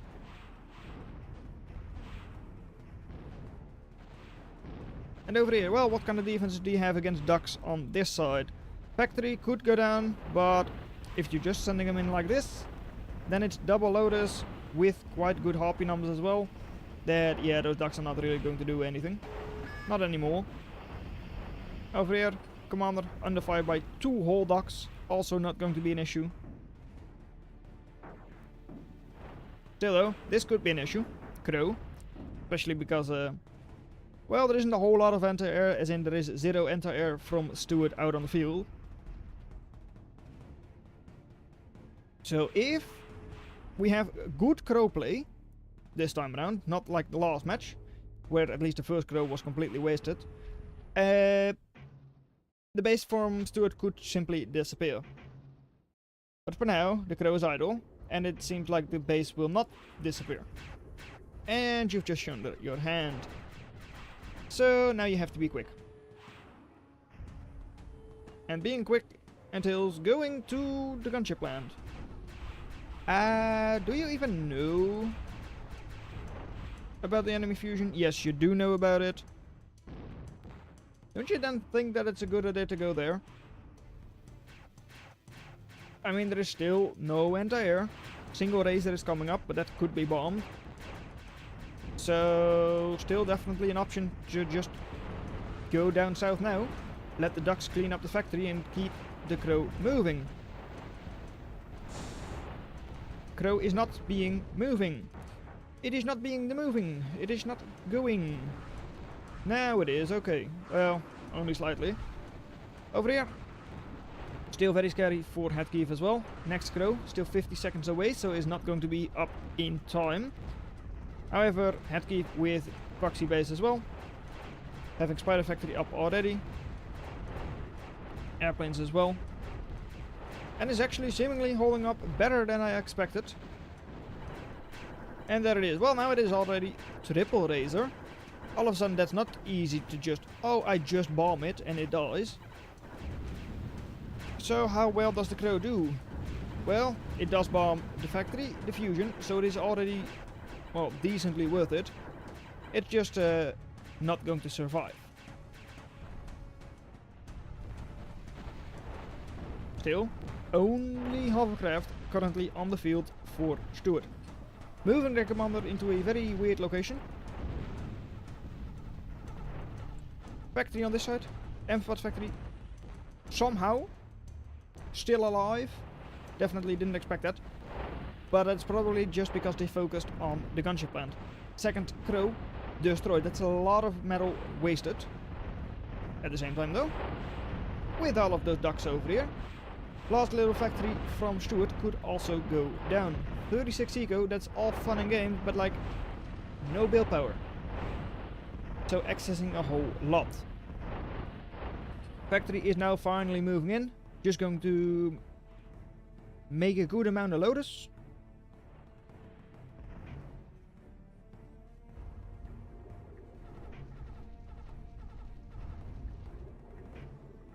And one little raiding reaver. Two actually. Two raiding reavers. Could do a lot of damage, but are currently not really going into the direction they need to go in order to do damage. Oh well. Over here, a couple of claymores are now finally going to be cleaning up that factory. 3 shots from claymore and it is dead. Goodbye, factory. So this match definitely is not over yet. Still, headkeep with double the eco. Quite a lot of it through reclaim or through overdrive as well. Is definitely still in a very good spot. But with double claymore and a mace moving here, all of a sudden if that geothermal goes down, their 100 overdrive becomes 0 overdrive. And yeah, a decent amount of that eco does fall flat as well.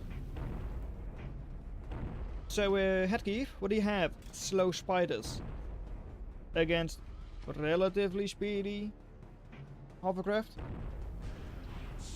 but also 326 DPS on the mace. So a lot of DPS in those riots as well. Still, somehow the advanced geothermal might survive. It's one more shot from the claymore, so it should go down. Alright, there it goes. Taking a couple of spiders with it, which is very nice. Somehow the conch over here is still alive.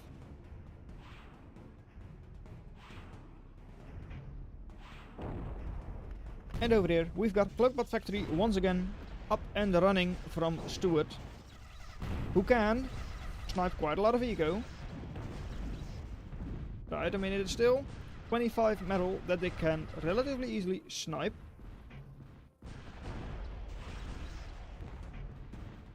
And once they do, well then the eco difference isn't that big. Then it's like 30 eco, 50 eco versus like 45 eco, thereabouts. But definitely doesn't have to be all that far behind in eco. Still, good army for Headkeep. They're just not really sending it anywhere. And that's the difficult part, because there is still a factory on this side. You can't just say, okay, I send all of my forces up north, because then you're just going to get flanked by the hover platform. So you can't really do that. At the same time, there isn't a whole lot of defense here, so you can take it down quite easily, and then all of a sudden that issue is gone. Geothermal for Stuart has now also been upgraded, which is quite nice. Going to give them the 14 overdrive now. While at the same time, Headkeep's eco is under pressure. That's another 3 maxes going down. That's not what they want to see.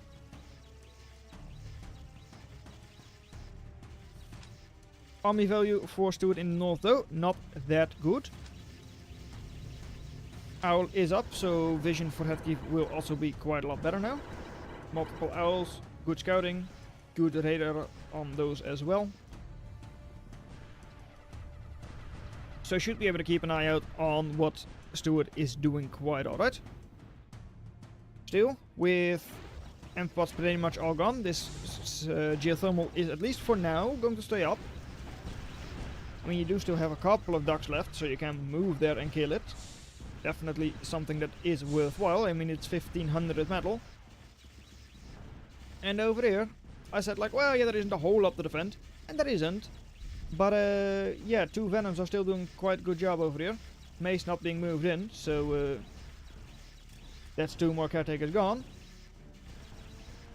Also, oh, that's 6k reclaim in this area. 2.7 there, another 1,000 there.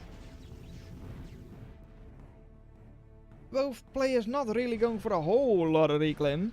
At least doesn't seem like they are. Let's see, how much reclaim have they actually got? 2,300 only for Stuart. Stuart, just in your own base, there is more than that. In your original base. Total value, slightly ahead still for Headkeep. I mean, that's as expected. And they are now pumping out a lot of weavers. Planning on Desolator there? Sure. But I do think that indeed a good amount of Lotus Forest is probably better for now. But yeah, that's a lot of weavers. 15 weavers might just barely be too many weavers. Especially because you have an additional 7 cranes as well. Still, I mean, 7 cranes. 2,700 reclaim. Another 1,000 there. They're fast constructors, so that's definitely something they should be getting. But yeah, 5 reclaim from Stuart. 11 whole reclaim from Headkeep. It's not a whole lot. Definitely this is scary though. Because that chainsaw is not going to do anything against those glaives. And with this many glaives, then all of a sudden 3-4 loaders are also not going to do enough. That is a dead commander. Glaives are now also moving in, so indeed it is going down soon. Venoms are going to try and save, but they will not.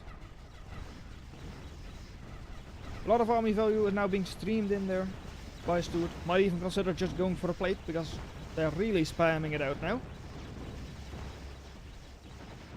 And down south, a couple of recluse still doing a good job, cleaning up a little bit of eco and all that. But yeah, geothermal for Stuart staying alive. The hover platform still alive. And all of those glowbots, yeah, also seemingly pretty alive. Whereas all of a sudden the army from Headkeep, decent venom numbers, but all of them spread out. And I was like, well yeah, it's nice to have all of those weavers for all of that reclaim and all that. But they're not really doing anything. You were getting up those geothermals, very good, they're efficient eco, but they're not being upgraded either. So not incredibly efficient. And over here, your eco is once again, slowly but surely, going down. And it seems like Headkeep is actually just losing the grip on this match for sure. 130% attrition for Stuart. Getting up spots in the Russian side. Are you also going for lobster? I mean, I would imagine so. I mean, it is. Scallop is one of those classic lobster units. Or are you going gunships? I mean, you don't have the factory for it, so I don't know why you're going scallops right now. Honestly, that is a bit weird. They're so incredibly slow, this match is probably over before they get to the front lines. If they have to walk that way.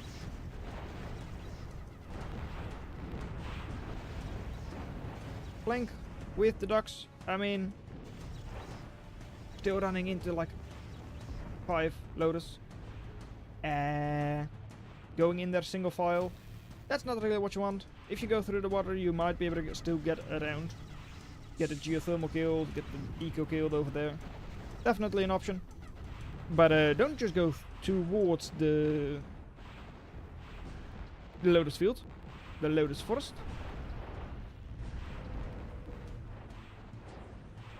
Triple plates for Harpies. I mean, Harpy isn't bad.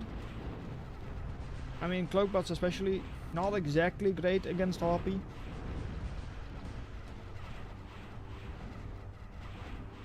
But like these units, they really should just be reclaiming. It's all fun and games to go like, oh yeah, let me just get 3 more maxes up. But that's not going to pay off nearly as quickly as just reclaiming this tiny field. That's 1400 metal. And because they are cranes, they are quite fast, so they can get a lot of reclaim. Yeah, I don't really get it. There is no anti-air close by, and if there is mobile anti-air coming in, you can just run them away because they are fast enough. Anyways, Harpy numbers by now are starting to look kinda scary. And the enemy does have a couple of gremlins, but hey, those are like low DPS, low cost units. Technically should be good enough, like set up to deal with harpies against gunships and all that. In practice, not really, unless you really spam them. And for now, you only have 6, which means that you get outnumbered by the harpies like 3 to 1. Which is not what I would call spamming. But hey, there they are. They're actually kinda close. The scallops. At least the first batch. And Stuart also going for nuke. I mean, the base from Headkeep is pretty centralized. Getting a good nuke in there and it's all gone definitely would work. It's just that, is that really the best course of action right now?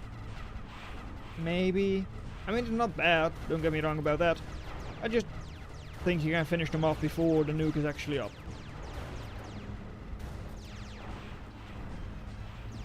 Geothermal, once again, going down.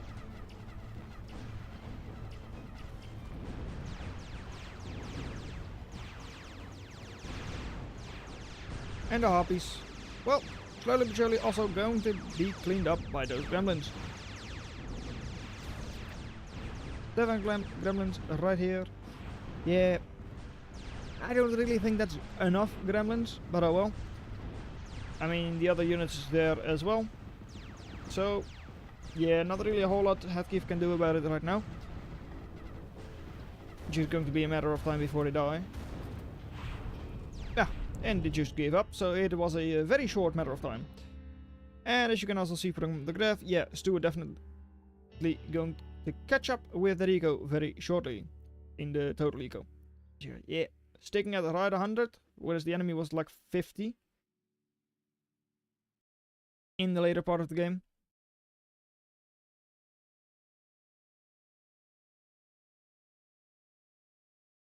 So yeah, managing to get the Russian side definitely was very good for Stuart. Seemed kinda scary with the crow and all that, but crow pretty slow, so was able to get up enough raises just to snipe that crow. Didn't end up doing as much damage as I would have expected. You're doing a 0k live stream. Won't stop me from also doing a 0k live stream. I'm running low on good enough Voxatron games anyway. I don't know what a Voxatron game is, but if you want to, go ahead and stream 0k as well. I don't really mind that. So this is the stream match 3. Alright, well that's definitely a bit of a weird match. I mean, it's on the Europe map, which is normally not a 1v1 map. Let's go for something different. A bit of a short match. Like a pretty short match. 3 versus 3. Teams are welcome, technically. But it looks more like a Palladium game. No, technically not. There is one player here that... No, 2 players that would not actually be able to join a Palladium.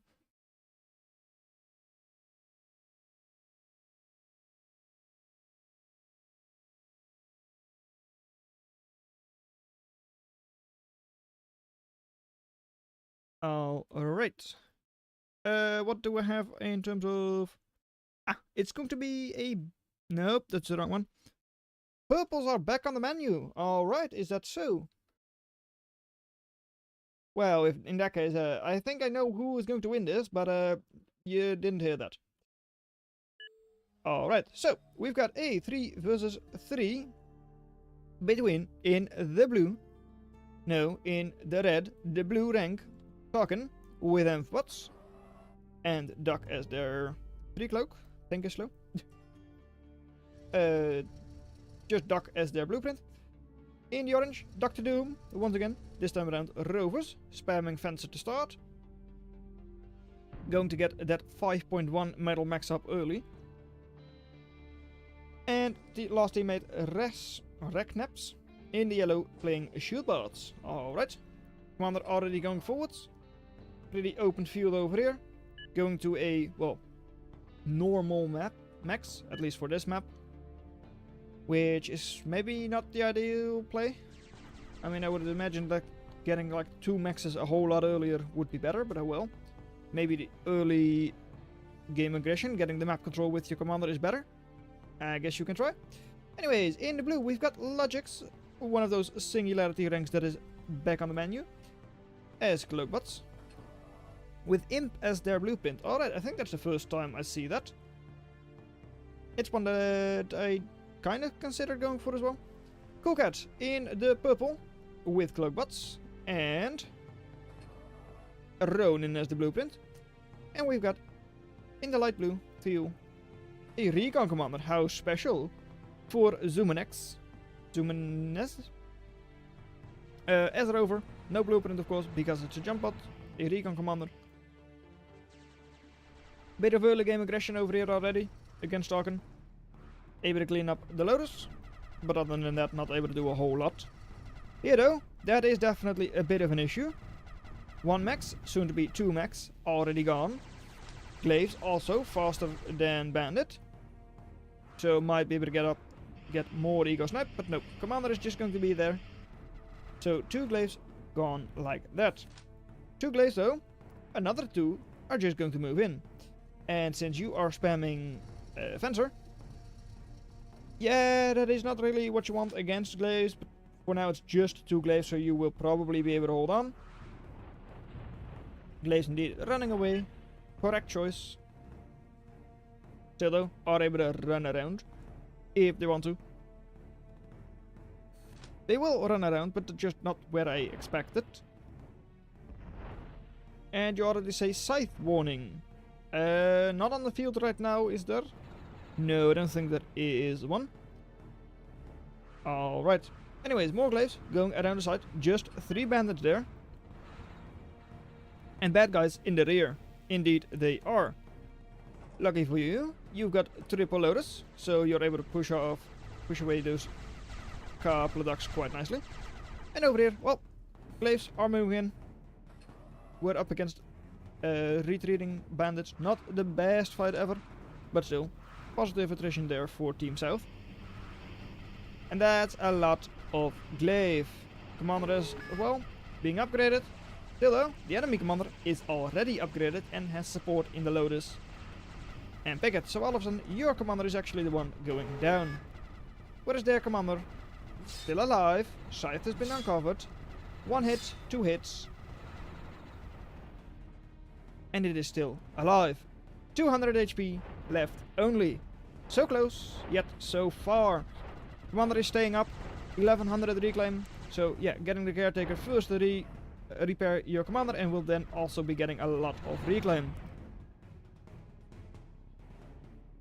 And WTH, what the hell?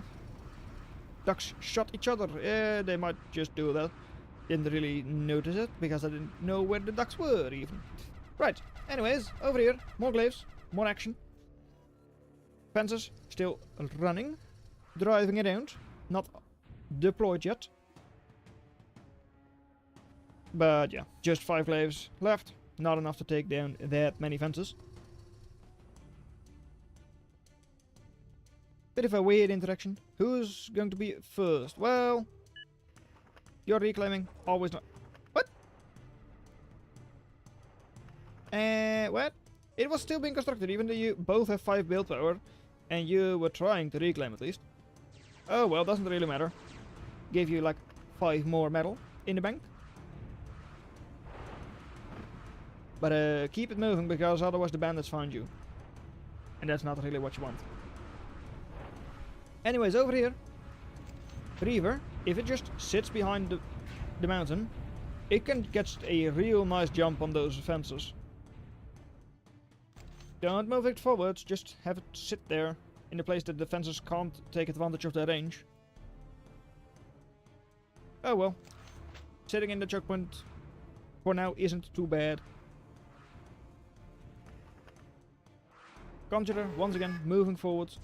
I mean, maybe you're going to do something sneaky and like try to build a Lotus in the back. I don't think you're going to. And over here, well, Defenses. Have a target. Wrong target. So they kept on moving. And yeah, all of them cleaned up there. Commander for blue is gone. But the commander for Cool Cat also gone. And the one commander that is still alive is the one from yellow, full HP because of the caretaker. And we'll now have even more reclaim available. Going to be a bit difficult to get the reclaim with these two stingers there though, but still. Are you building something to take care of the stingers? Yes you are, you're building Ravagers. Alright. Also, first couple of lobsters. Lobster scallop already coming in. Against, well yeah, couple of Ravagers. Good HP on them of course. Why are you not shooting? Oh, it's technically behind the hill for you. Bit of a bad placement there with your stinger. Not actually able to shoot at the enemy rovers. And there they come. Lobbed in. Good damage of course on scallops. Good DPS. So that is a couple of Ravagers already gone. And as long as they're in range, they will all go down. Just go back to your lobster. That will by now already have rearmed for the, well, next throw. Oh, and, oh yeah, that's this match. Oh, I know this one. Anyways, Jin is also up, so we'll have a very good link there. Not going to be all that special. Just sitting there in order to get reinforcements to the front lines faster.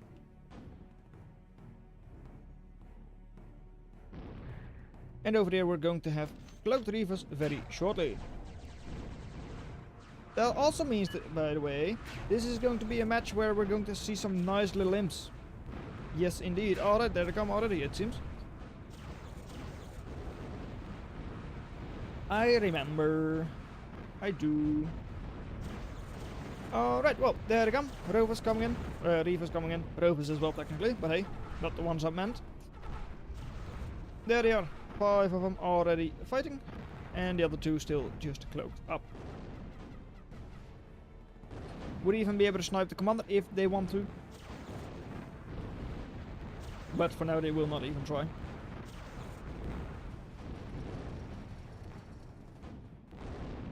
Eco, although it was slightly ahead for Team North, they're also kind of struggling to spend it all. Metal access. Team South technically with more access for now. But yeah, both teams not able to secure, like, spend all of the metal. Bad players, that's what they are. Right. Anyways, over here we also have Grizzly now, forwards. And these Reavers are not really able to do a whole lot against that. You would expect they are able to do something, but you don't want to be close up against Scallop. And even just Grizzly, because it is close enough to the Scallops, is not really going to be rippers.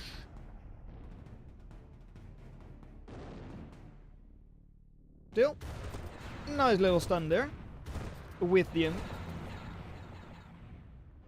And a bad little throw with the lobster. So lobster is going to go down. But imp stun is not that long, so couple more seconds. And the scallop and the lobster back operational. So now you will see that, yeah. Reaver not exactly that effective.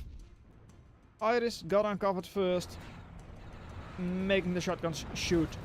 And yeah, all of a sudden Reaver's uncovered as well, not really able to do anything really. Still, Commander not in a prime position.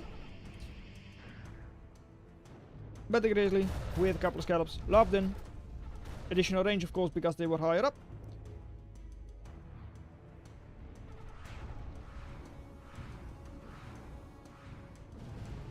So for now, Team North definitely holding that position nicely.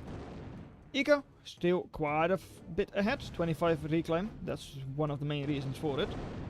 And there they come, couple of nice cloaked imps, once again, this time around on the eastern side. And single duck is not really going to do a whole lot. Technically could take care of geothermal there, but it's unlikely to happen.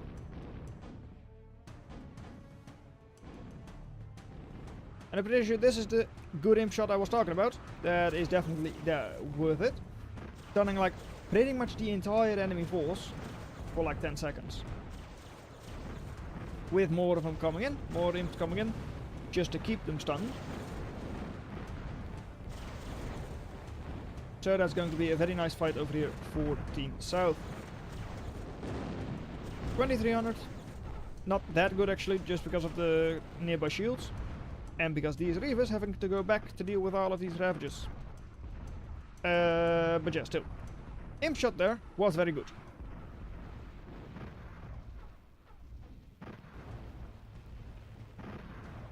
Northern team just with so much more map control.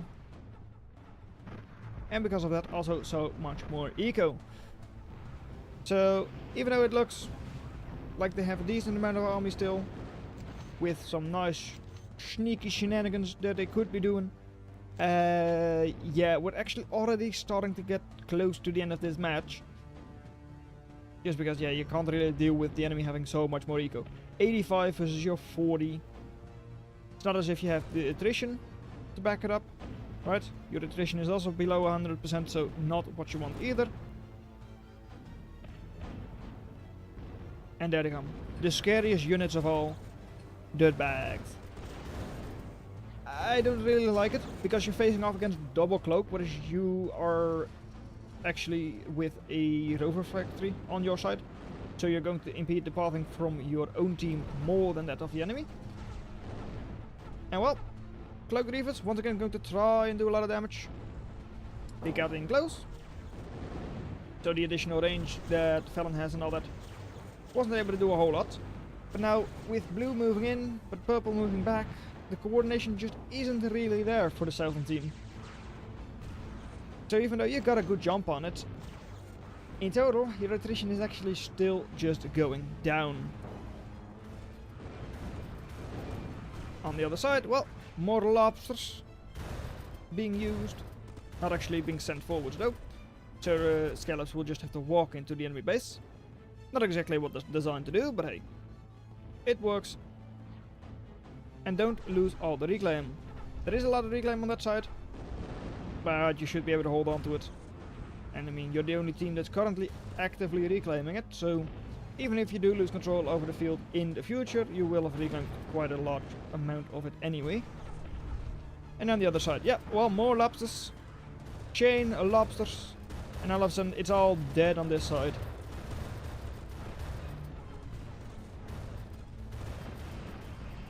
So Logic's already resigning, Coolcat voting to resign, and it is GG. So it's just a matter of like, well, they have to click the button that it is GG. Coolcat resigned, I'm dead, resign, good, there goes. Eco just way better for Team North, getting like 15k more, yeah, all of a sudden your total value is also better, value killed was already better. The only thing you're also better at is metal access, but that's something you don't want to be good at. They just had so much more metal income that, yeah, even that didn't cause any issues for them.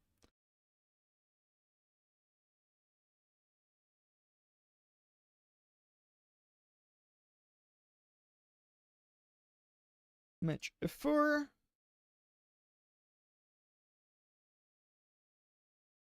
My synonyms. Yeah.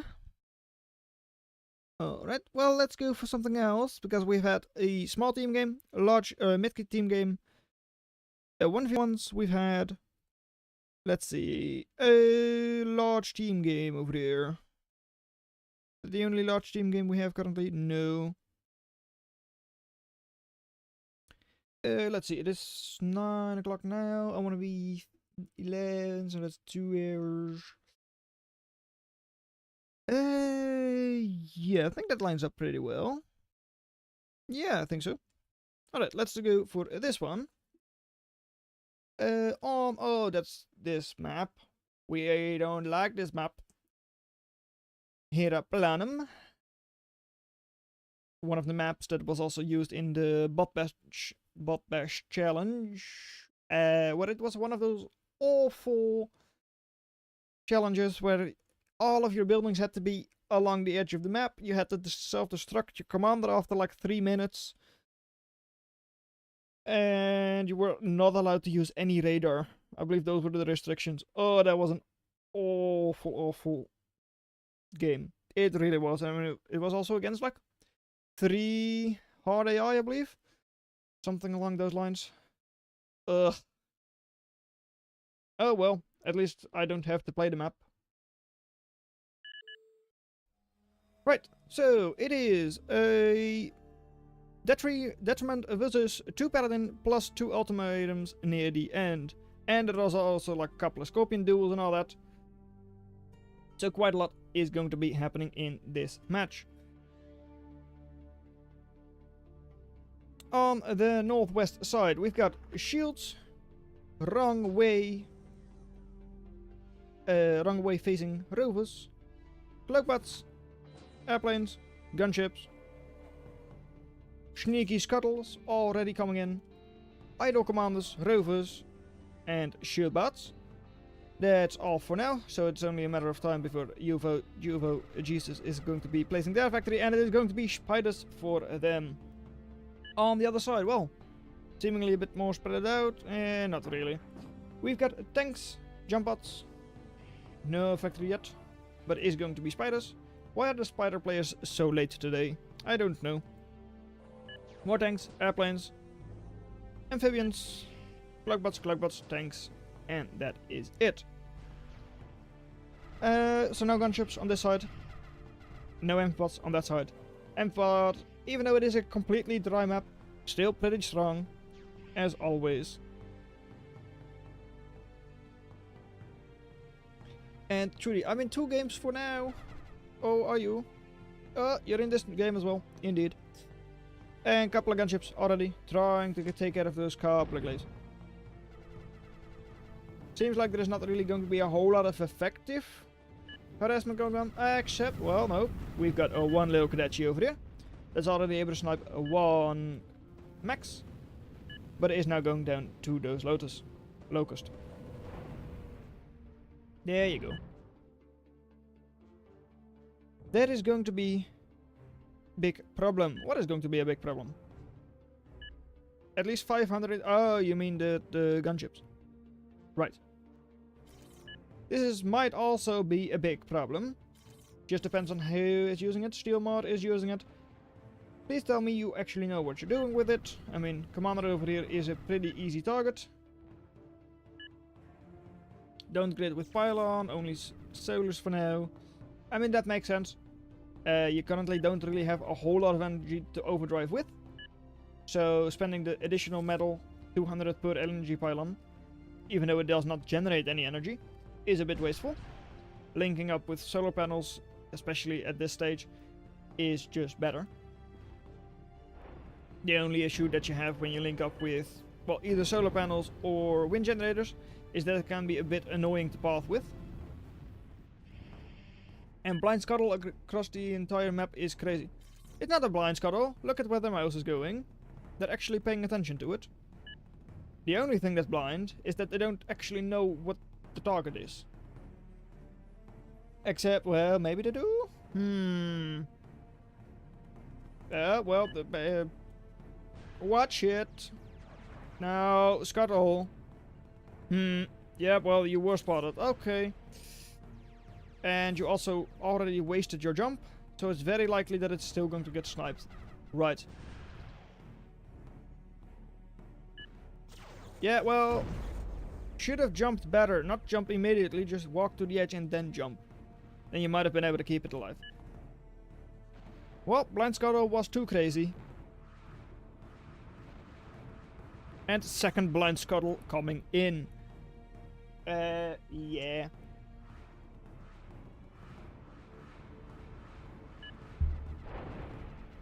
Alright. Let's see if that is actually going to pay off this time around. It almost worked. It definitely almost worked. It's just that they didn't pay attention to the max location. The one building you know exactly where it is going to be at all times. And that's the one you actually got uncovered by. Not what you want to have. Not what you want to see happen.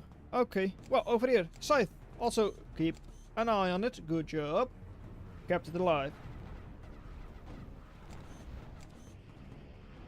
That's Fapital, also microing their scythe.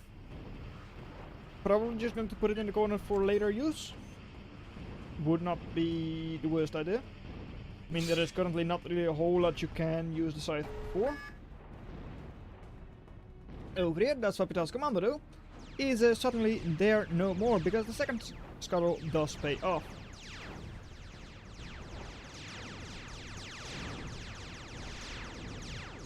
Locust, Nets also being forced away by all of those raptors. Thing is though, your raptors are in a bit of a scary position. Yeah, fighting over enemy loaders is not what you want to do.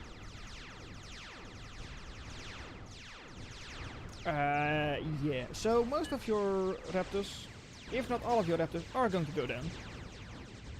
And over here, back, stop, don't do it. You got so much to live for. Lotus spam. Lotus spam is definitely not a bad idea. Thing is, locusts are coming in, so you would be too late anyways.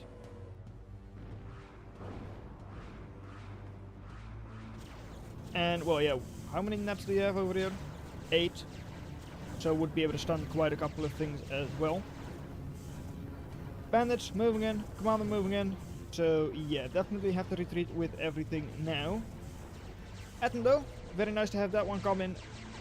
But watch out that it doesn't get caught out by either the bandits or the enemy commander. Ravens bombing the commander over there. Very nicely done. And that's Fapital, still just having their scythe in the back, just scouting. I mean, a single scythe is unlikely to do anything, especially because you are up against a magpie spamming opponent in Ample. So yeah, relatively easy to snipe a scythe in the back of your base. Especially because magpie doesn't really have a lot of AoE, so as compared to either bombing with a Phoenix or with the Lico, there is not really going to be a lot of friendly fire when using magpies. Lobbed scallops, just like we saw last game, they are effective, and they are again effective. Though I don't actually see the lobster in this case. Maybe they walk there? I don't think so. I thought I heard the lobster sound. Yeah, might have got killed. Anyways, somehow this owl is still alive. It really has no business being alive, but it is. And Ample facing off against Singleton and is starting to slowly but surely bomb that enemy commander. Doesn't really have the mass for it yet. Does have a good amount of magpies, don't get me wrong. 5,000 burst. And over here, well, shields moving forwards. Logic saying, I'm on it. On the other side, Singleton is relatively close by, so is at least able to force away all of these gunships.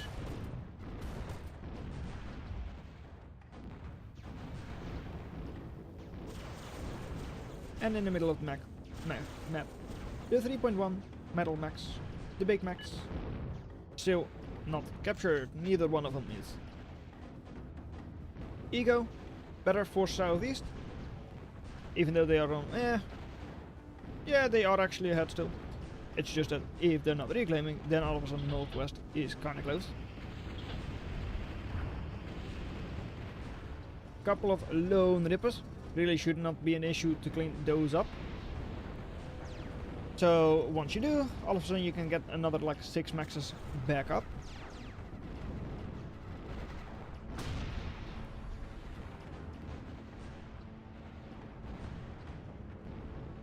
And over in the middle, we just got a couple of cloak bots versus even fewer cloak bots. And why is he actually good? What?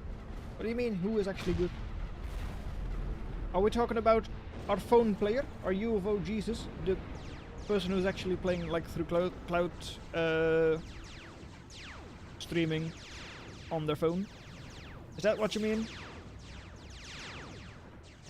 It probably is. Once again, Raptors forcing away those enemies. Those enemy locusts. And that commander, Logix's commander, is seemingly pretty dead. Juggernaut just taking it with it. Take the commander for a walk. And the Jack to clean it up. Both of course with enough HP to just soak the damage from the death explosion.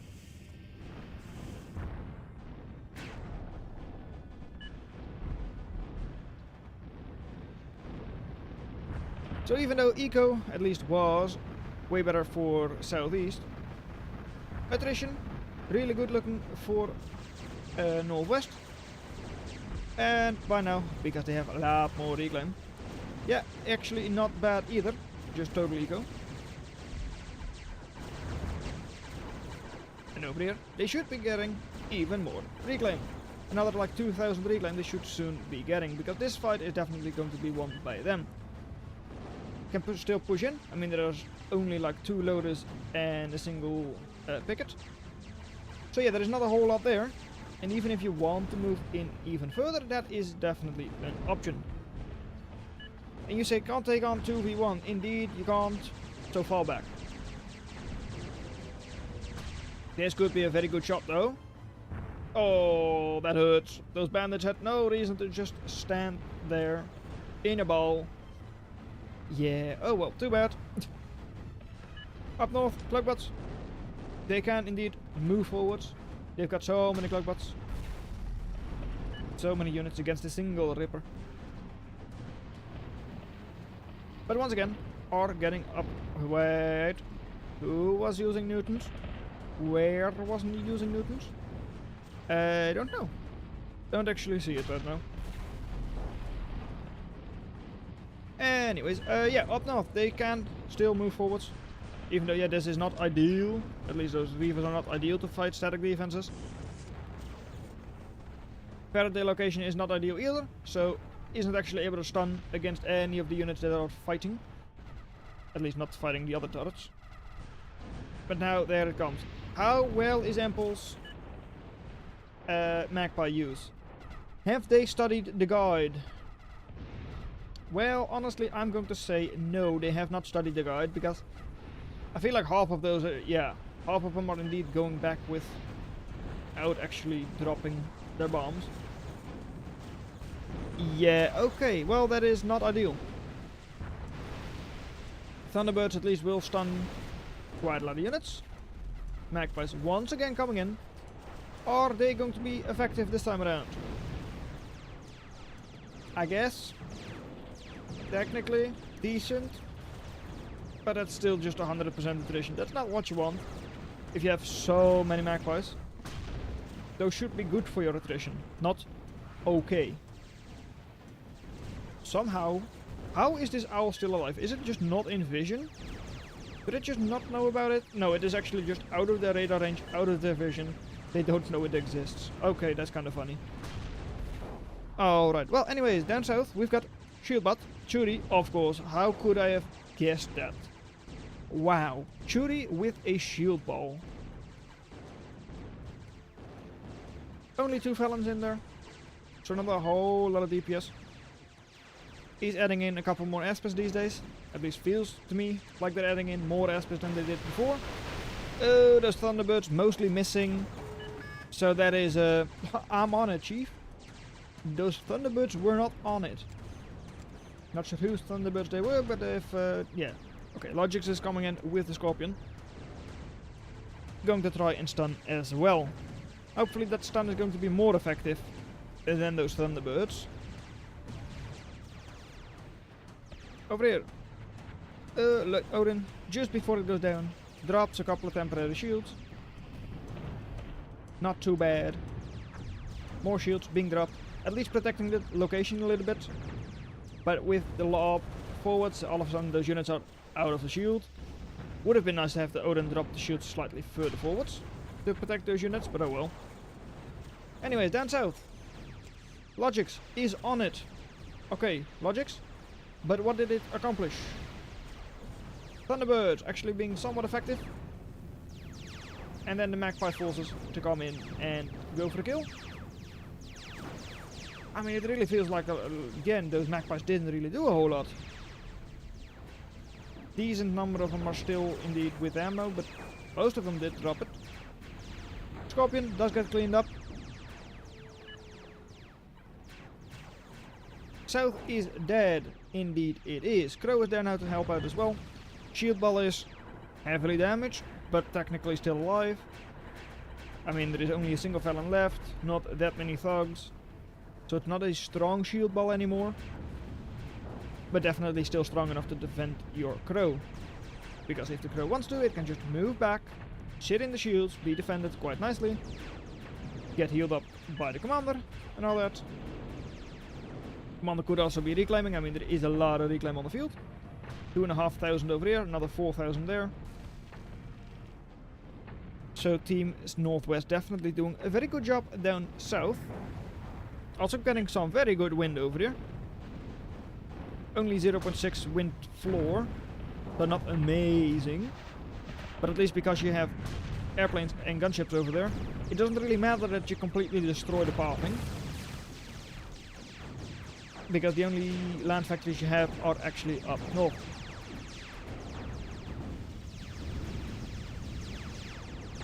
Yeah, for some reason this map seems to do that quite often. Just turn into an east versus west, rather than a northeast, northwest versus southeast. Maps do that. I guess people just don't like fighting along the diagonal. I don't really know why.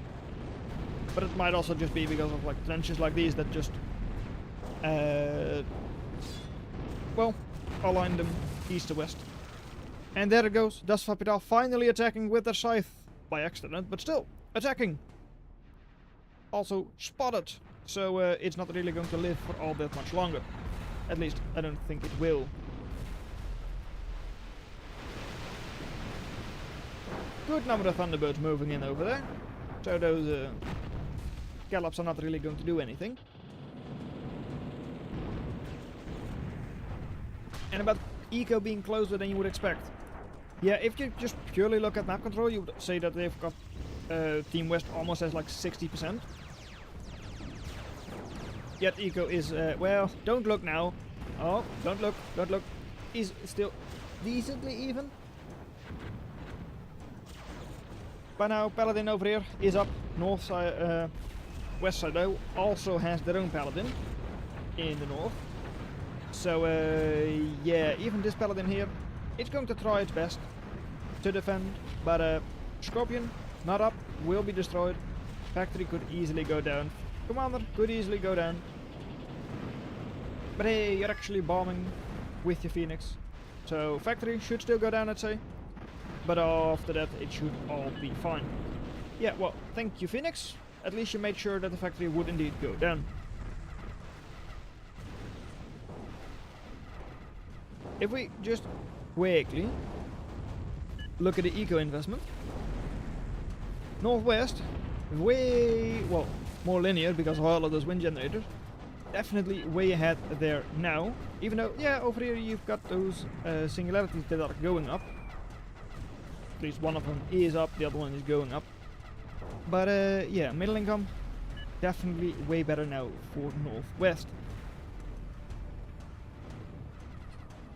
So yeah, double Scorpion plus Paladin definitely have to secure a lot more reclaim. Because with that 3.5k there, 6k there, another 1,000 there, another 1,000. There is still a lot of reclaim. That might just be able to even out that eco difference with, well, through all of the overdrive, the other reclaim and all that. But Scorpions on their own are not that strong, right? They're stun units. Don't have a lot of DPS, don't deal that much damage.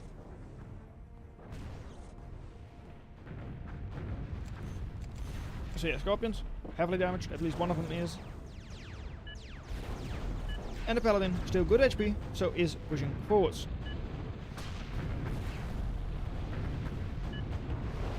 How's the Paladin doing over here? Well, what Paladin? Lobster? Yeah, I guess that is the Paladin gone. Didn't really get to look at it all that much, but there was a Paladin there at some point. And get away from the Dante.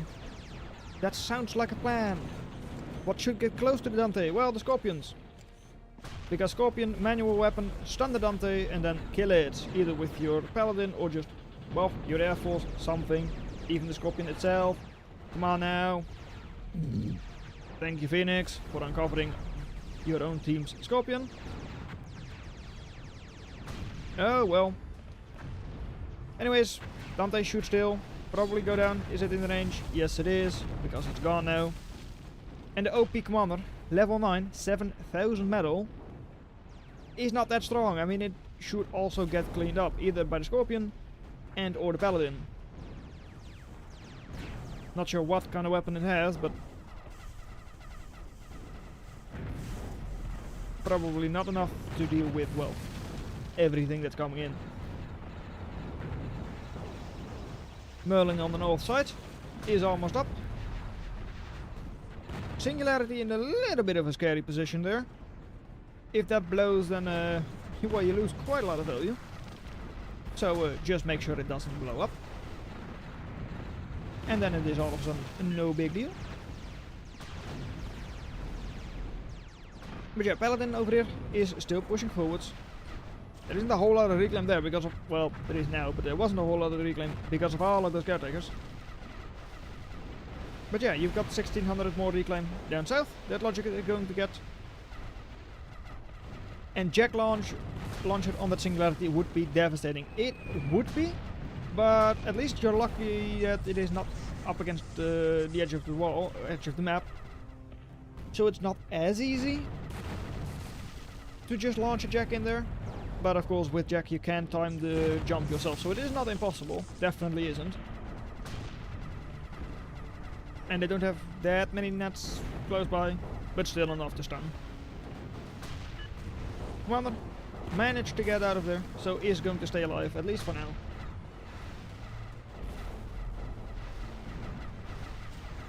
And the Paladin is being swarmed by a couple of small little units. But not enough. I mean, well, maybe with those knights coming in as well. But no. Odin actually being used for their shields once again. Rather than their sniping potential. Which is definitely also an option. Because there isn't a whole lot of anti-air. Odin can actually just get in there. At least I say that. Yeah, I mean double Hexa, that's like 2800. Odin would be an option. Yeah, they don't really have a lot of anti-air planes. Of course, Magpie and all are able to shoot at enemy airplanes. But even those, they don't have that many left.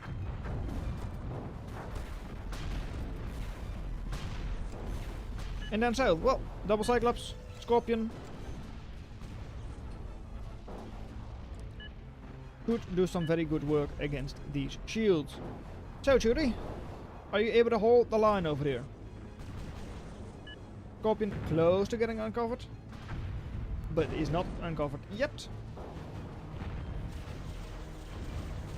And now it is, but at least it did get its manual weapon off. That's a good amount of value there. All of it is not that stunned.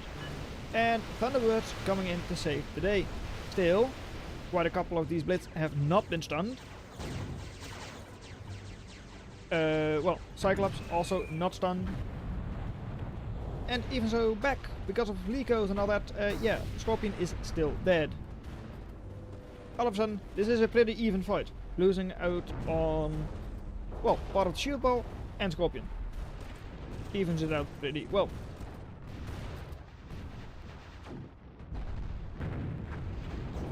How is that Merlin going? Well, Merlin is up, is pushing forward there, along with the Dante.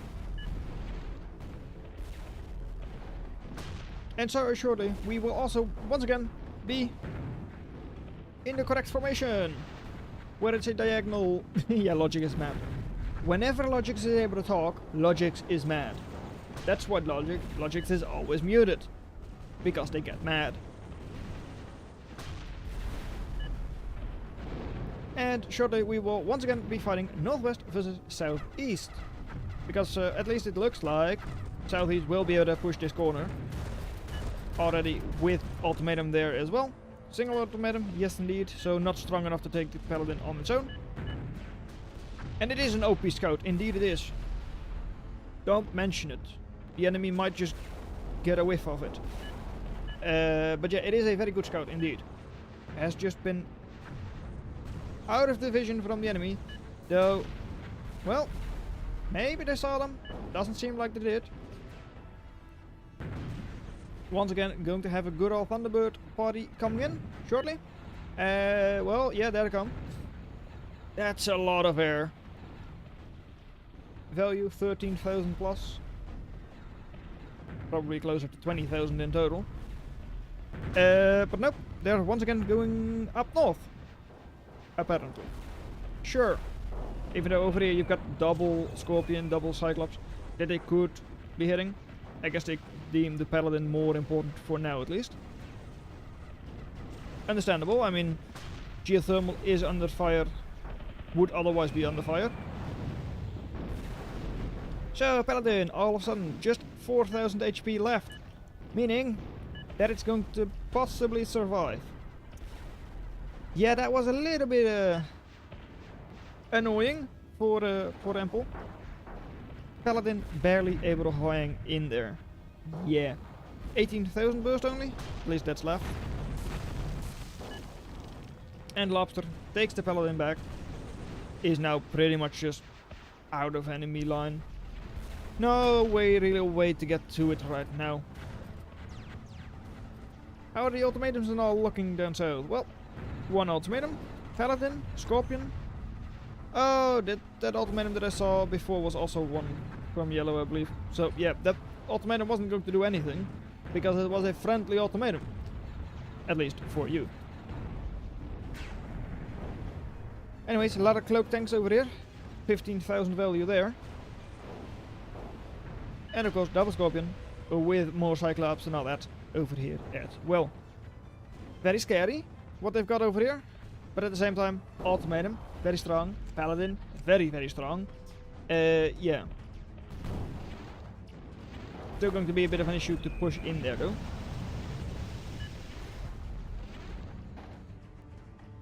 Lego, oh, just barely able to hang in there.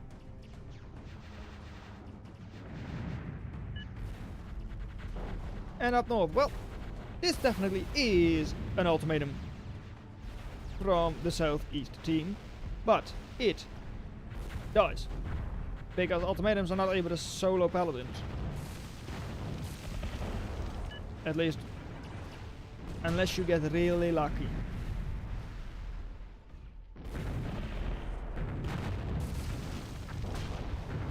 The only real way that you can do it is if you time it well enough that the Paladin is shot and it has to turn around so that the lightning rifle has, well, a bit of a delay before it gets to you. Then I believe you can actually time it well enough that you can do a 1v1. But yeah, in general, one ultimatum is not enough.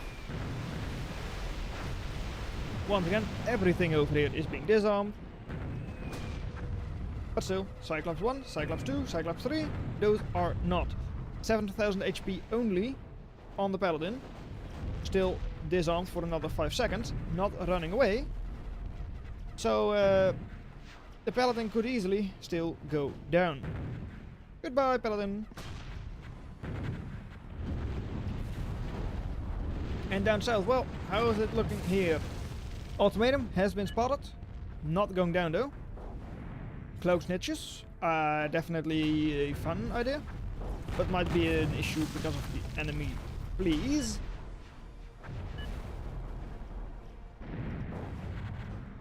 And up north, well, southeast definitely making some way, but they have Cyclops not ideal against these type of units, but hey, there aren't that many. Paladin, once again, full HP. Enemy Trollcom, level 10. Level 10, but no manual weapon? Really? Okay, sure. Spiders to take care of this geothermal as well. I mean, they can shoot down and all that. Well, there come Thunderbirds. Lined up, one by one. They're coming in. Not actually stunning. Yep. Singularities. Trying the best. Legos. And once again, the Paladin is heavily damaged. But there are enough lobsters to just throw it back out. So it's going back home. It will be healed back up. And all of a sudden it costs you a lot of metal there. 10,000 versus 2,000. Yeah. Northwest, I believe you had like good attrition early game. Currently you're at 80%. Scorp v Scorp. Alright. With Lucifer, 4,000 burst, also nice. 3-shotting enemy scorpions. And also doing pretty decent damage against Paladin, of course. Legos once again bombing. Bombing some overextended Cyclops. Yeah, I mean they are not in the best position, honestly. Just like these Phantoms. Yeah. This is not where you want your Phantoms to be. Goodbye, Phantom. Why are they all this far forwards? Like, sending in a couple of glaives, sure, but why also those Phantoms and Cyclops and all that? Not ideal. Anyways, over here, Paladin, and of course the Trocom, still alive, no issues there. And the Ferry the Ground Crab. That might actually do more damage to its own base than to this unit it's fighting. Yeah, just barely doesn't. Pylon stays alive at 14 HP.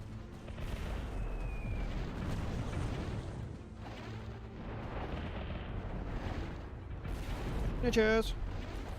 Only 2 snitches on the field, alright. Yeah, because we've been paying attention too much up north, I don't think we saw them hit. Maybe they didn't hit, I don't know.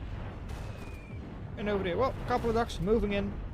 We'll still be able to do some quite nice damage. We'll be taking down the Strider Hub. But, yeah, goodbye ducks.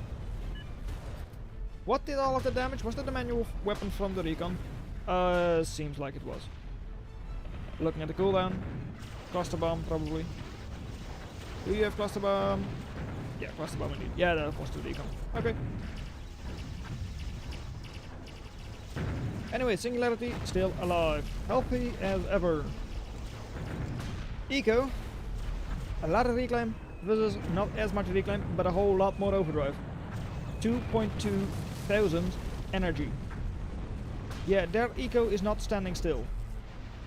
Orange grid, even though it is all linked up, versus dark blue. Yeah, they're not really overdriving a whole lot on the Eastern team. Only 2 singularities for now. That's not exactly many. So their grid is also linked up pretty decently. I mean, they can still get like 10 more maxes in the middle here. Linked up.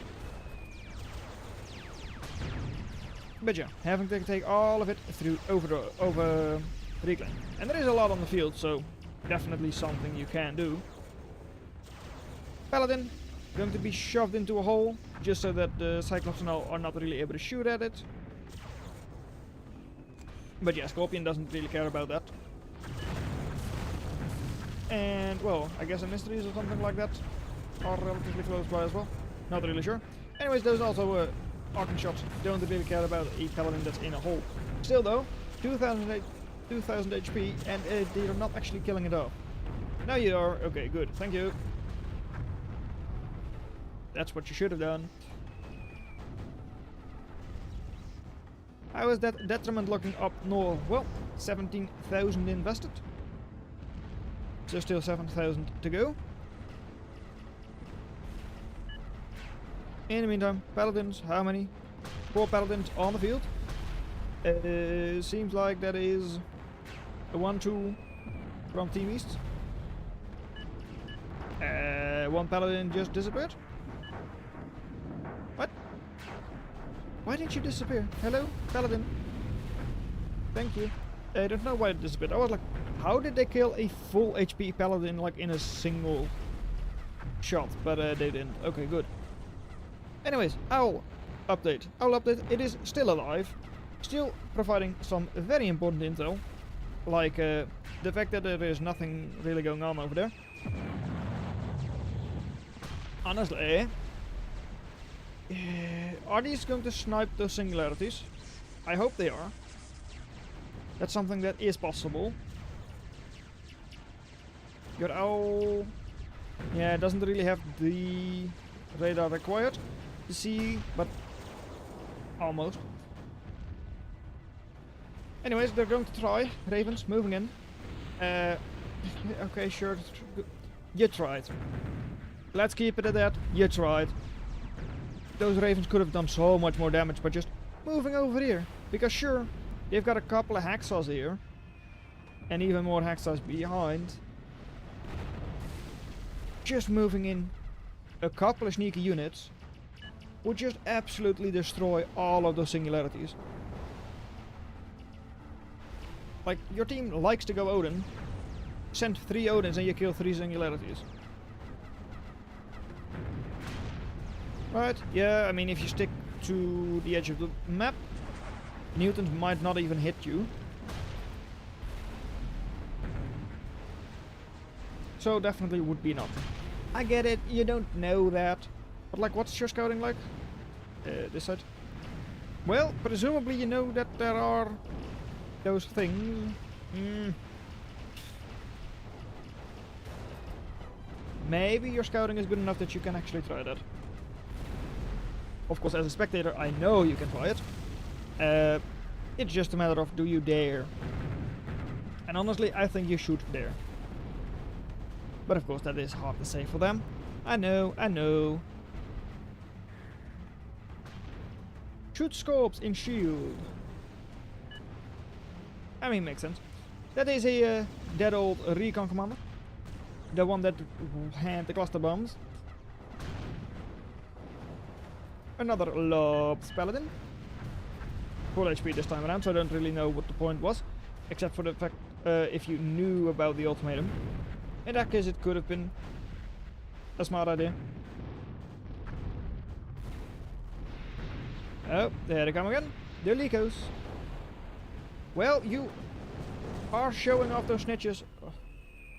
Oh, Lico. You should go into the shield first. Then bomb. Oh, that is not exactly what you want. Like, I get it. That's the default behavior. That it's just like, oh, Lico in range, it bombs. But had you just managed to get in the shield first, you would have killed all of those Aspis. And there are quite a couple. Yeah, 8 Aspis. And all of a sudden, yeah, we had to push into their own base. Like, Team North managed to push into the base. But all of a sudden, yeah. Seems like Team Southeast is trying the same thing. Having the middle secure, double Paladin there with ultimatum support even. And a good number of spiders as well. Down south, it's not exactly looking amazing for Northwest either. But still, a couple of good Scorpion shots and half of this is all stunned. So you can still do good damage there, get good value. And there it is, up north. The detachment is ready to go. And then we didn't kill the Paladin. Oof. Did you not kill the Paladin? I guess that was not over here? I don't really know. There is no Paladin here. But there are... Really? There are 6 Scorpion. Wow. Someone really likes the Scorpions. I mean, it makes sense. You're facing off against a lot of shield. But you can actually use those Scorpions up north as well. Would be nice to just stun the detachment.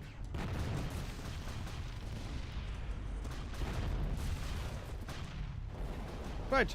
Singularity, not in a very secure location, but secure enough for now. Paladin, once again, getting bombed. Still alive as well.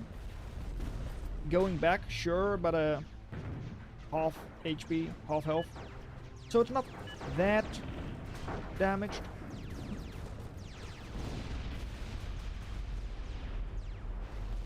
And they say kill it! Well, kill it is not going to happen, too bad. But over here, Faraday is doing a good job to at least hold those scallops off. This is all anti-air, not going to do any damage either to the base. But do kill an owl. Good job! Detriment, full HP. Ultimatum is coming in, but just like with Paladin, one ultimatum is not going to do it. However, double Paladin, stun the Detriment, come in with the ultimatum. Maybe. I mean, I don't think Paladin has that much stun, right? Lightning Rifle here, 12. So no, doesn't even get close. No, it's like 15,000 stun. So with the two of them, even if all of their missiles hit, still not even going to be close to stunning the Paladin, the Detriment. Xeno being fired into this blob. And well, at least you will slow down a lot of welders. Except, yeah, okay, you do, because oh yeah, Xeno is a overtime slowdown effect. As long as you stay in the field, it will keep increasing the slope. And well, I mean, you're trying, but this is now going straight through the middle. Honestly, I said before, it is an option. Is it still an option? No, right? Well, that's it. Oh no, that's the wrong weapon. No. Odin, it's the wrong. Bruh indeed. Oh. It was a warning shot. It was simply a warning shot. Next time for you. Oh man.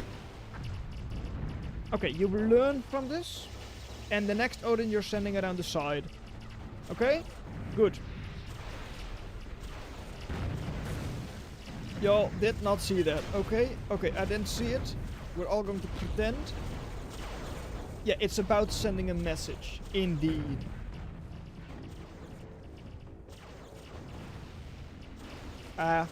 What are these tanks doing here?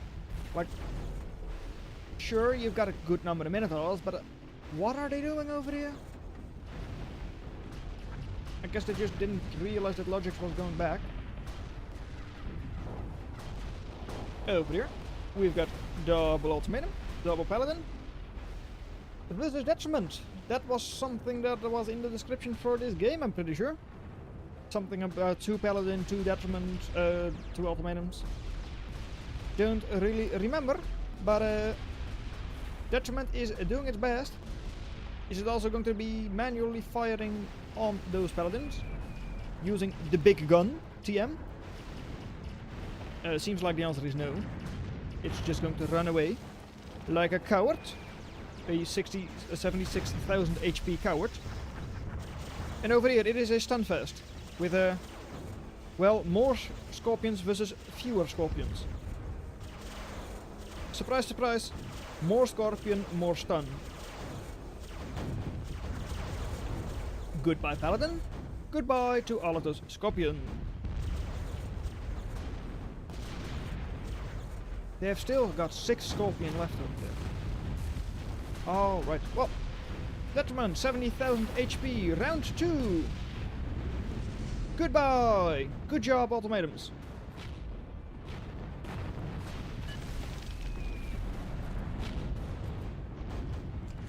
So the million widows are not needed. All of them uncovered, still costing you 70 energy. I mean, luckily enough, you have 1300. Do those wind generators really give that much energy? No. So there were... no, well, yeah, there's 200. Yeah, that's actually correct then. Yeah. I was like, wait a second, that means that there were a singularity snipe, but no. Anyways, tanks! Tanks moving forward. Don't do this. No. No. Keep moving. Do like that. And then destroy. A bit of an issue is that tanks are not exactly known for their ability to fire downwards. So just keep them moving, okay? Good. Xenos, once again, going to try and hit. Going to be hitting a Scorpion in this case. We'll slow down one, or maybe two Scorpions. Hey, that's weird. It's still able to track, even though it is a cloaked Scorpion. I guess it tries its best to track, whereas this one was standing still, so it doesn't track at all. I guess so. Anyways, Minotaurs being bombed. Quite a couple of Minotaurs going down. 5,000 metal worth. Paladin is not nearly up.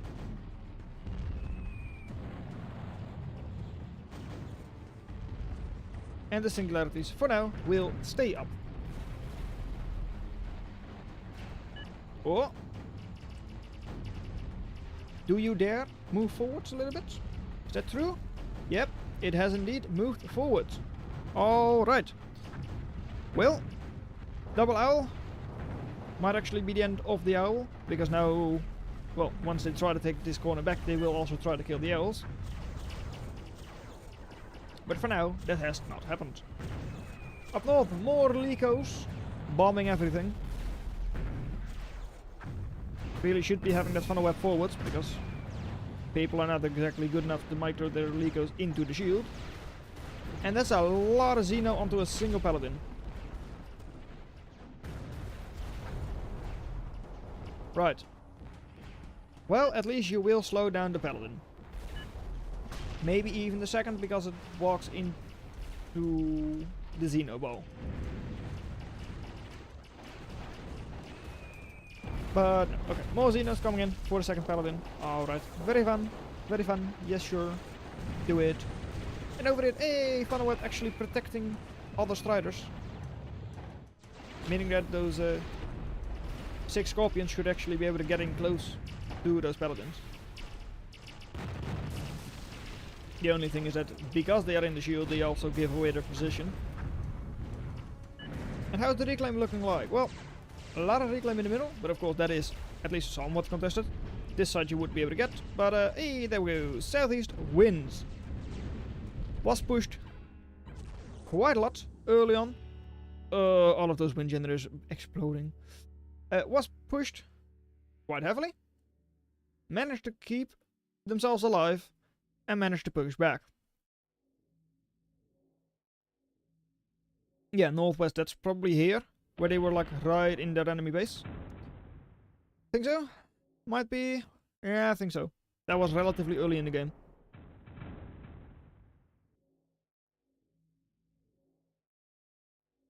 Oh, alright, well that's a long match, a 45-minute match.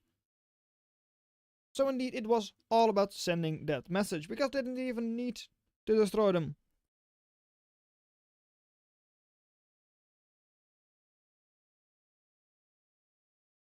Match 5, I believe that was. Yeah, seems like it. Alright. Well, now that we've had small team games, mid team games, 1v1, large team game, we're going back to another Palladium. A 5 versus 5 Palladium. All I know is that it is presumably a quote-unquote good Palladium.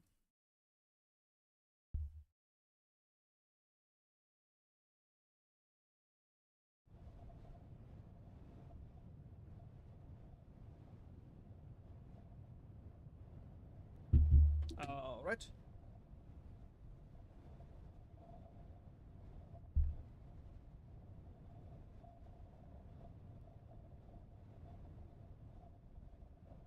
Good Palladium. Alright, well, we've got Bucky. He is the only supergiant, and the others are all, well, Neutron Star or Singularity. Alright, so it's a 5 versus 5 on Comet Crashers. Right? Yeah, Comet Catcher remake, not the deluxe, not the other one. This is the East versus West version. We've got in the red Dr. Doom once again. This time around with Hover Platform and Engineer Commander, but not using Blueprint. Another Hover player. This time around a Buckymancer with a Vanguard. I believe that's a strike commander. In the yellow, Logics, playing as airplanes, with Crane as their blueprint. In the purple, we've got Stefan, King of Subscribing, no, Sub to Steel Vital, with Rovers. And in the packs actually, build army, don't try to raid with everything. What? Will raid with everything. That's what you should be doing, indeed. Good. Packs with jump outs and the armored fax machine. Not the heavy, not the normal, the armored fax machine. On the other side, we've got Skell with Cloakbots. Who would have seen that coming? With Sling as the blueprint, same as I have. In the green, we've got Anir with Rovers and Fencer as the blueprint. In the blue, Cabin Boy, also a very blue name for some reason in my head, with jump bots and strike commander. Muhatoro with a walking storage, the recon commander with spiders, and last but not least, Das Fapital with their signature factory, Duck Spam, M-Bot factory. And the NGO Fun King of Maxus commander, the Bowcat printer. Right. Oh, that's a bit of a shame. You should be facing off against you. Because then it would be like a who is the better player in the channel. Steel speaks, hello there. Here I was thinking that the backlog was mostly 1v1. Oh, we've got plenty of 1v1s in the backlog as well. I just have a lot of videos. I believe I counted them as 31 earlier today. 31 matches in the backlog. Alright, well anyways, over here we've got Anir trying to move forward, but yeah, with loaders there, units there, commander there, not really going to happen. Sneaky little flea, I mean, could do some damage. Nothing really around those maxes to defend. But yeah, one flea, not enough DPS to really do anything. Not yet, at least. Well, not going to either, but like, just having one is not enough.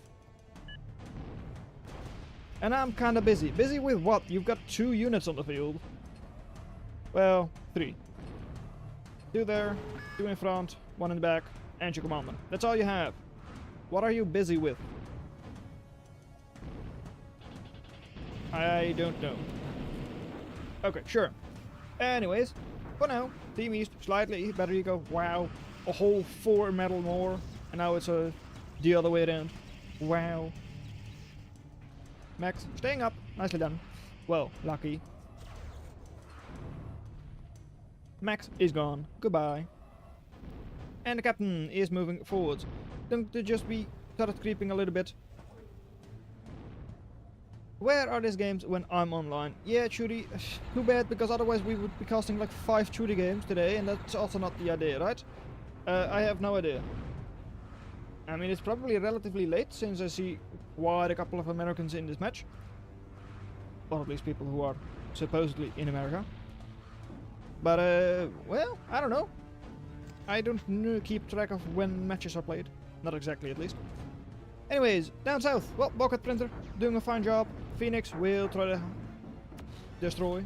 Does have Angler, of course, in M4 Factory. One of the strongest mobile anti-air units. So yeah, with 3 anglers there, Phoenix cleaned up quite easily.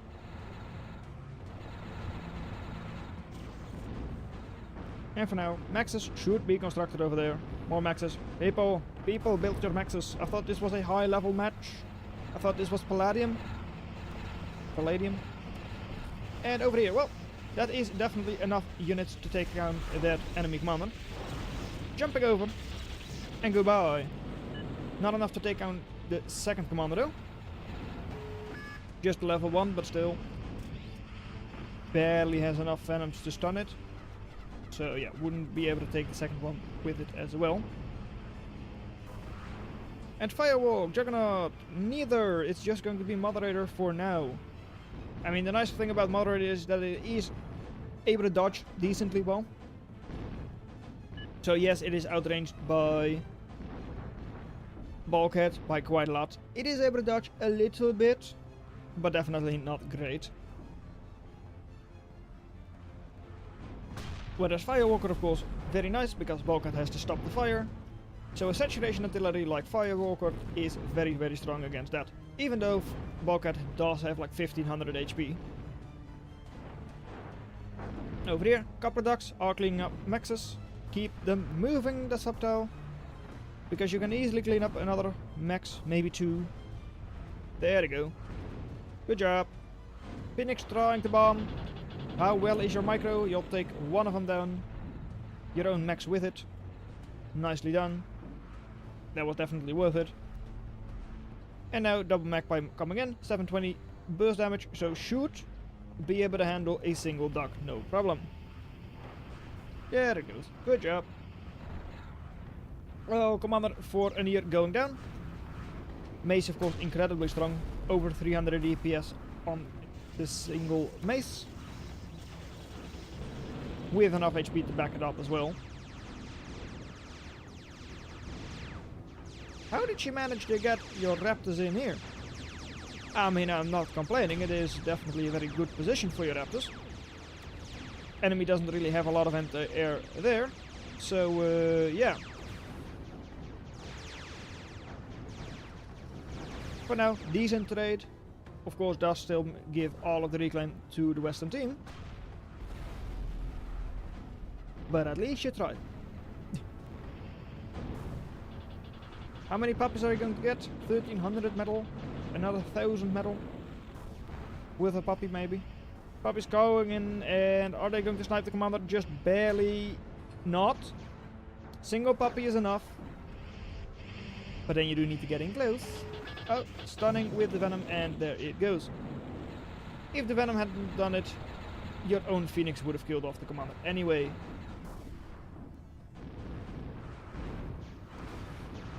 Can we help this? Maybe. Can we help what? Maybe? I don't see anything that needs helping right now. Fusion is about to go up. Should increase your overdrive part nicely.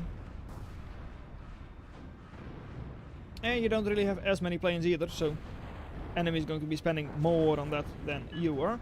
So even though they currently have more energy, their overdrive really should be a little bit lower. But yeah, I guess they just barely have enough to fund all of those planes, or the entire airpath. And more puppies going in.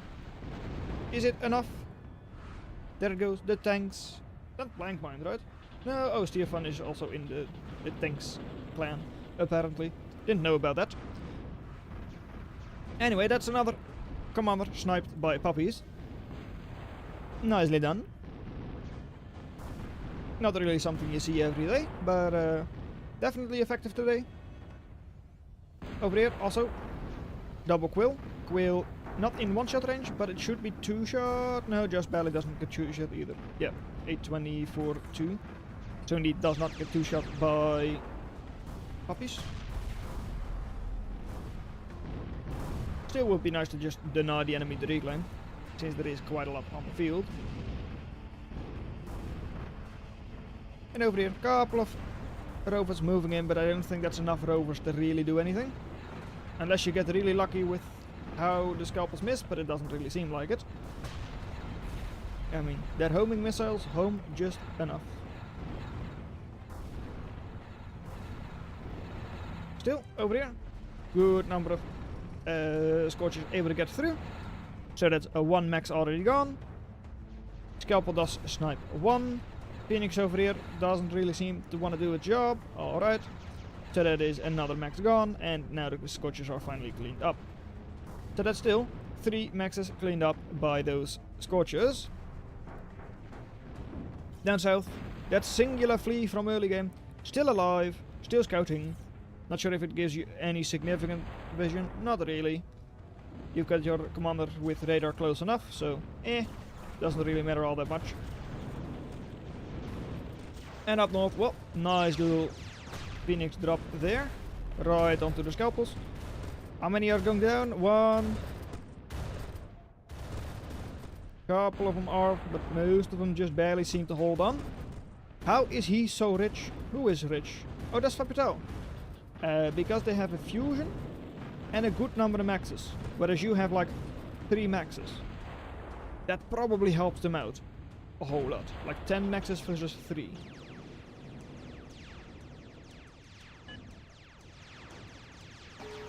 Over here, commander is being upgraded.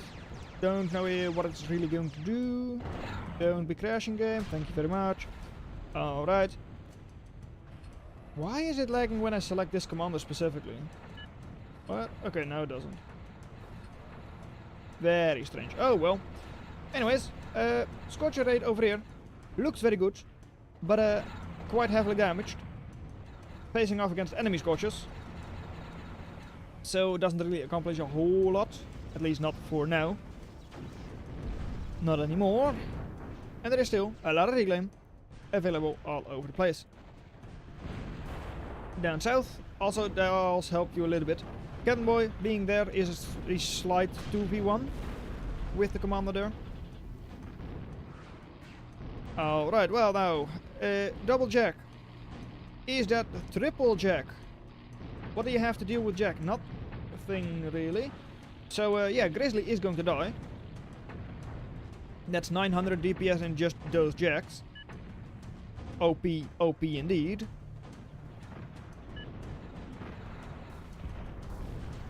And Scalpels, those definitely would be able to do a lot of damage. With Lobster as well to lob them in. But those are still sitting quite far back. Scorchers up north are able to get a lot of constructors cleaned up. Quite a good number of quills have been destroyed. And over here, the raid will be stopped shortly. Good number of loaders in the home base. More than you would actually normally see at this level. But hey, it works out.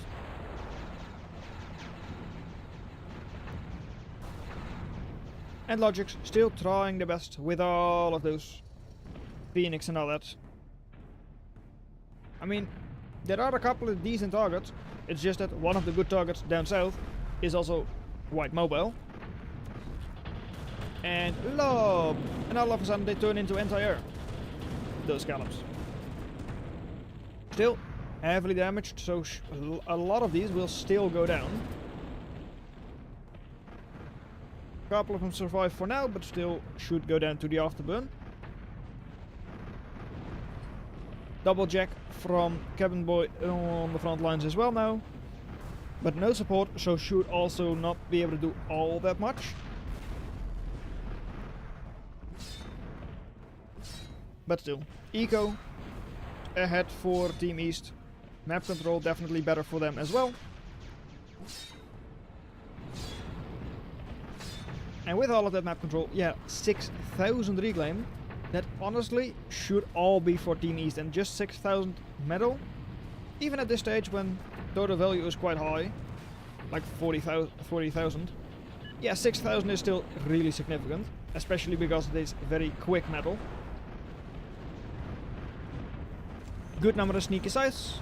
Not really sure what they're going to be hitting. One of them at least is going to be cleaned up by the daggers here. And the other one just barely clipping the storage. Finishing that off. But yeah, there is not really a single target I'm like, that's what you should hit. They don't have the eco for it. They don't have like fusions or anything like that. They've got one, I guess. But that one is quite difficult to get to. And you're pinging a whole lot, health even. Issue is, I don't think you have anything to help out with. So, factory over there is just going to go down. Nothing you can really do about that. I mean, you've got one mace, but mace is one shot by Phantom. And you've got two mace, is one shot by two Phantoms. Although the Phantom did kind of like ruin it for himself. Also, doesn't really work as anti-air right now because it is on cooldown. Were spotted, not hit directly by the Phoenix, but low enough HP that even the Swifts with their measly, I don't know, how much DPS? 35 DPS. Wow, so much DPS. Able to clean them up. But as I said already, yeah, factory going down. Even though the resign vote has ended. it still looks very bad for you. Team East is still able to get up more maxes, get a lot of reclaim. So unless these couple of jacks are somehow able to do a lot of damage, and I highly doubt it, there is nothing you can really do. If we just look purely at army value, it is technically even, but that's also because Phoenix are expensive.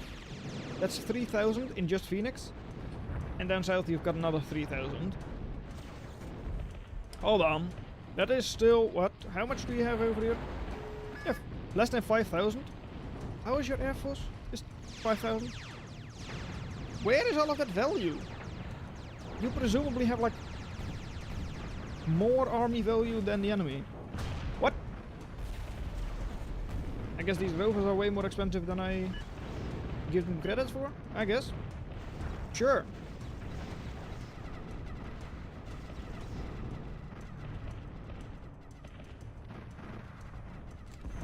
Anyways.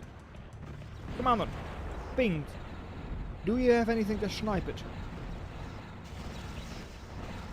WTF, are you going a mystery for bro? Spam jacks. I mean, a mystery is nice because it is able to stay out of danger. Whereas Jack, as you say, has to be healed up.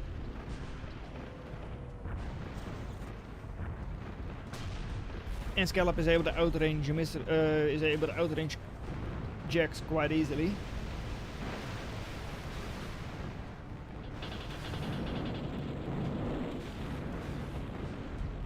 At the same time though, it is also able to close the distance through Lobster quite easily with a mystery, so neither one is really all that good against Scallop, especially Lob Scallop. And once again, Team West voting to resign. Wanting to go in with a couple of glaives, but seeing the enemy mass of glaives and deciding it's probably not a good idea. Asking for imp, I mean that is correct, because of course that is able to stun a million glaives if you get a good shot off. But it's a little bit too late for that, I fear. So even though Reaver, yes, it is a counter to glaives, not in such numbers. Only one glaive still over here. And a G. Well, that's how you just barely managed to get the end of a match you won. Good job! You saw the end of it. Pressuring Fax down south very nicely. Should have been facing off against Theophan though.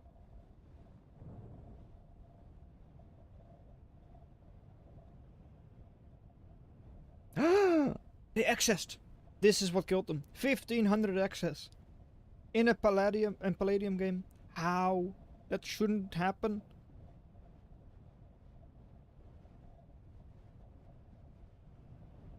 Alright. Let's go. We win those. Indeed. Of course you win those.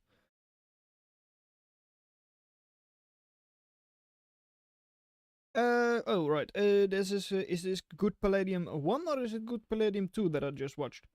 Good Palladium 2. Alright. Yeah, of course. What was I playing that game? You were playing Ampbots down in the south lane against Fax, who was playing Jumbots. You were Lobster Scallop, mainly. And Bowcat. Let's see. What's the next match going to be? Let's go for another 1v1, since, well, I definitely do have the most 1v1s lined up. Relatively long 1v1s as well. This is an HJK match. Do I want to cast HJK right now? Let's Stuart, of course. It's always Stuart or HJK, of course. Oh, you know what, sure. I think it's the first time we're casting HJK today.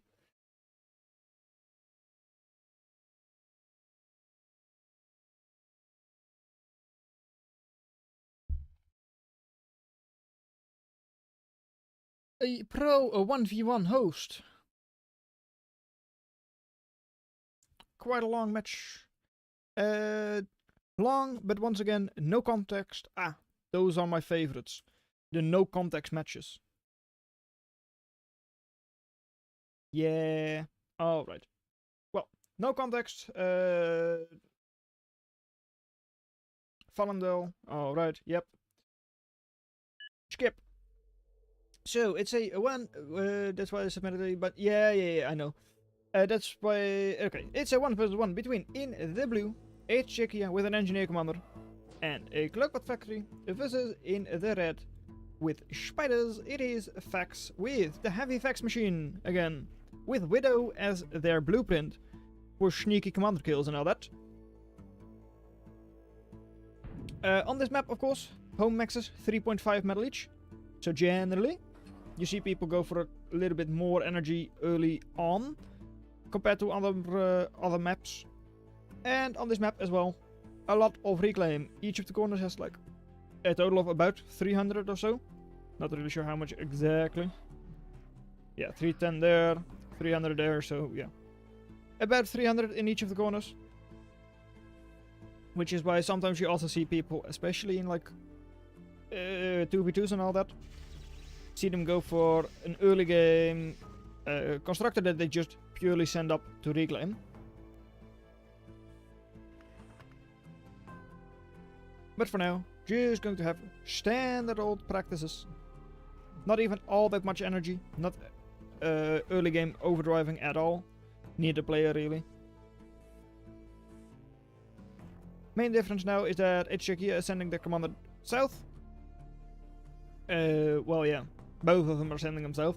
But like to like the single max position and then the 3 max there. Doesn't really matter all that much. It's just that this side has a bit of a different cliff side than this one. And nice snipe there already with Czechia's glaive. Good venom numbers over here for Fax, but they're not really using them at all. So no pressure coming in from them. Even though, yeah, these units are easily able to clean up a couple of glaives. I mean, you're investing 700 plus into just those 4 units. Yeah, Commander at least will be able to hold on to a decent number of them over here. And really? Were you just about to lose another metal extractor? Really now? I mean, harassment from Czechia for now is definitely very, very good. Keeping a couple of glaives, well, protective of their own eco, of their own expansion. And surprisingly enough, yeah, Fax almost no fleas, like a single flea. Even though, well, this max could have been sniped already if they had just used their fleas a little better. Even though, like, this max is technically protected by the Lotus, the range on the flea is large enough that it could actually still sit behind and, like, not actually be damaged.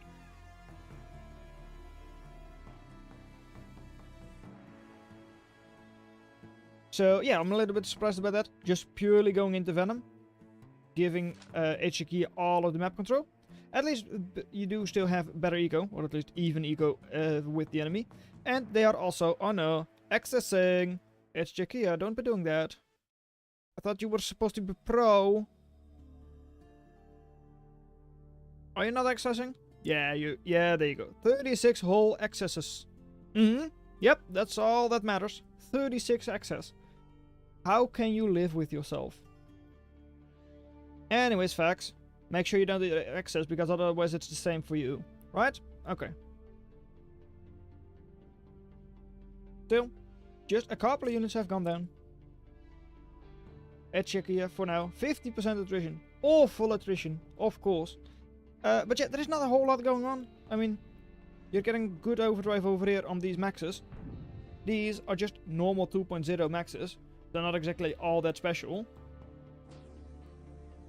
And the maxes in the home base, yeah, these 3 wind generators, not actually linked up. Just barely not, so... Yeah, a little bit annoying, but these maxes are not really being overdriven at all. They're getting 3 energy, even though they could be getting a whole lot more. Over here, no Lotus. Venom's not in the correct position, so almost were able to snipe one more max with the glaives. That's a lot of glaive. 14 glaive.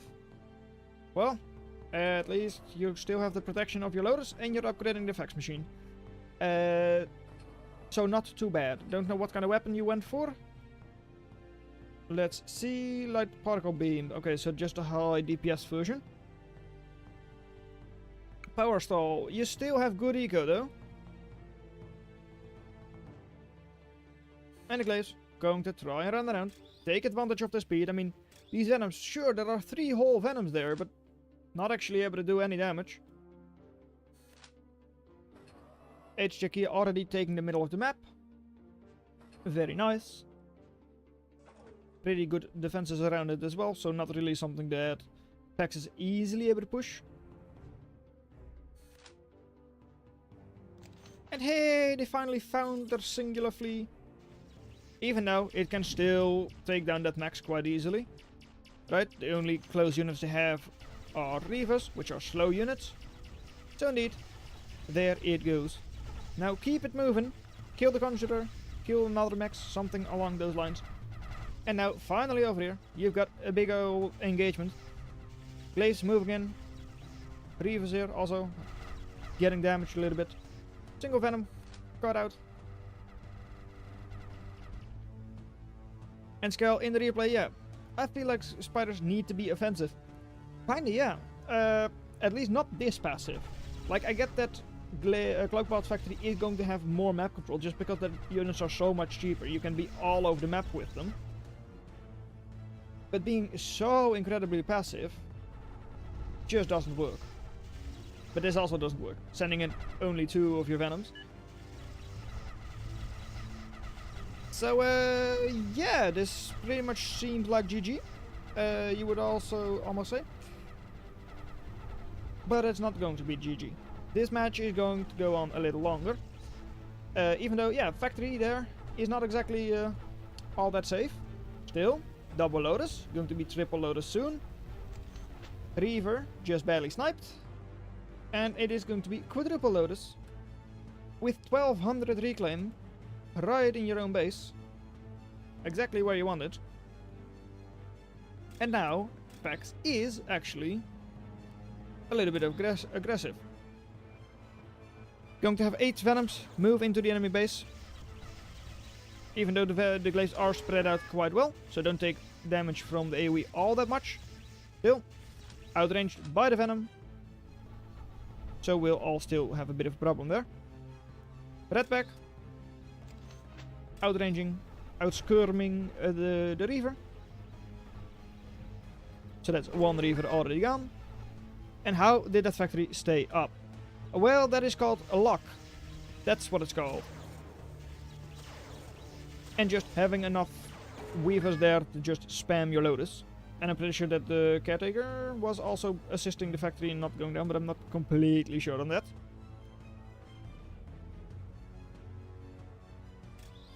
Still though, good number of knights over here. So that's like 8 knights. Easily able to take care of just a couple more Venoms. So they really need to get out of there, use the cliff to their advantage, make the knights chase you.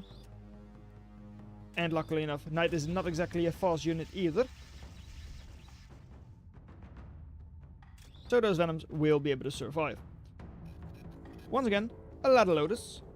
Pax really liking their Lotus.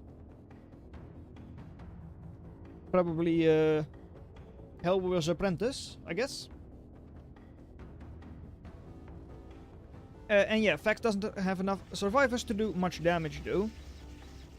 Indeed, they don't. But at least you are now having, well, Redbacks facing off against Glaives. So that's if your Fax is a good thing. And the eco for Fax is still pretty good. That's the one thing they've got going for them. Sending in a couple of Glaives when the enemy has like Lotus Forest everywhere. Even over here you've got like 4 Lotus defending those maxes. Over here with the commander, high DPS commander. Redback's close enough, triple Lotus. So a lot of the army value from HJK is kinda idle, at least for now. And even though assaults normally counter to static defenses. Yeah, with 7? Yeah, 6 more Lotus over here. All of a sudden that stacks up Still not exactly good enough, right? I mean, this is still not really something Fax is easily able to counter. If you just purely look at value, they're still pretty even, but army value is not even. That's almost double for HJ Kia. It's all in the defense value for Fax, which is of course static, so if you just take all of your units together and move into a single position, you're still going to overwhelm them quite easily.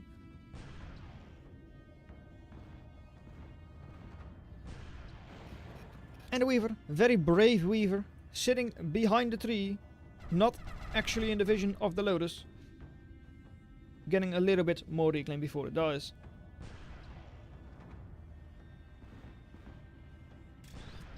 Over here, Recluse, doing a good job, killing a Ronin just like that.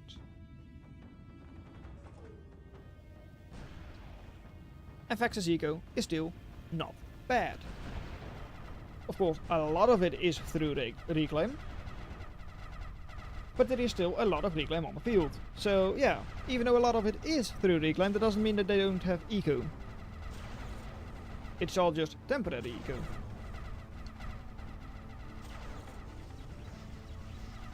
And HJ Kia also just a little bit over 100% attrition, so not exactly taking amazing fights.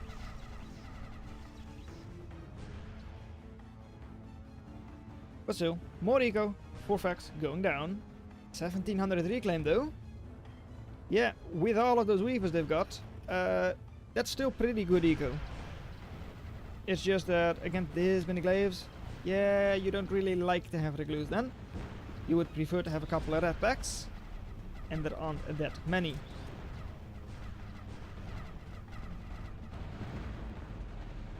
Phantom coming up for HJ Kia in the near future.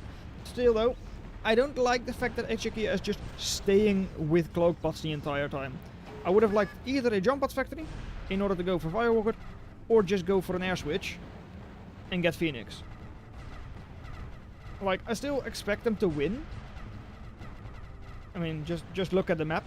Of course, I still expect HJ Kia to win, even though they stick with cloak bots. I think it would just be a way more convincing win if they just went for either Firewalker or Phoenix.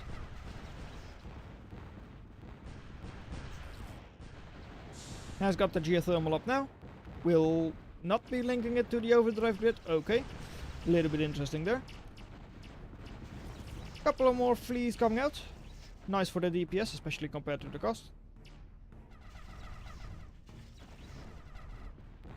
And army value, 5,000 value. I mean, all of a sudden, who is ahead in army? It's not HJ Kia. It is not. Right. Venom and Redpack in front, so those glaives all cleaned up as well. And the glaives from the back lines were not really able to destroy those Recluse either. 2700, if you include that, over 3000 reclaim that HJ Kia Pax is soon going to get. Yeah. Currently not reclaiming, so awful eco. But once they do, all of a sudden their eco difference is not that big. W. Absolute W's. I mean, at least the color is the same, so it doesn't cost them anything for now. It's not as if the overdrive grid is poorly utilized. At least not yet. But it does indeed, well, could still cause them a little bit of an efficiency loss, especially later on. For now it doesn't though. Still, HJ Kia going to get more eco up here soon, at least I would hope so. And still sticking with a couple of knights. Single Phantom for now. Phantom is quite nice against spiders, sniping a couple of Recluse, attrition down the enemy. But like attrition down your enemy, you should be way ahead and yet your attrition is less than 100%. HJ Kia, I don't know what you're doing. And tempo loss from the fusion was bigger than I had expected.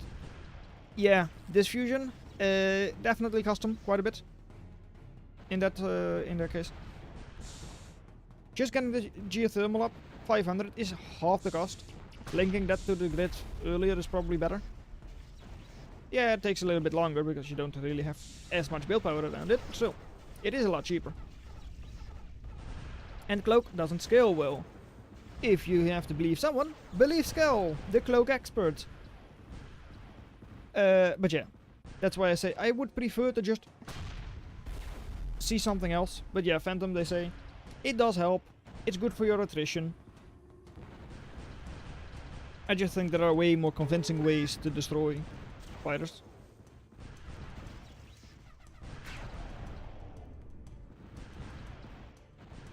So, in the middle. Dinger. Where is the reclaim for Vex though? Because that was what's keeping them alive. Just a couple hundred more. Skell has bad opinions on Cloak, really? They always go Cloaks, and yet their opinions are bad? Okay, interesting. And over here, 500 more reclaim. 200 there. Let's call it 1,000. But that's about it.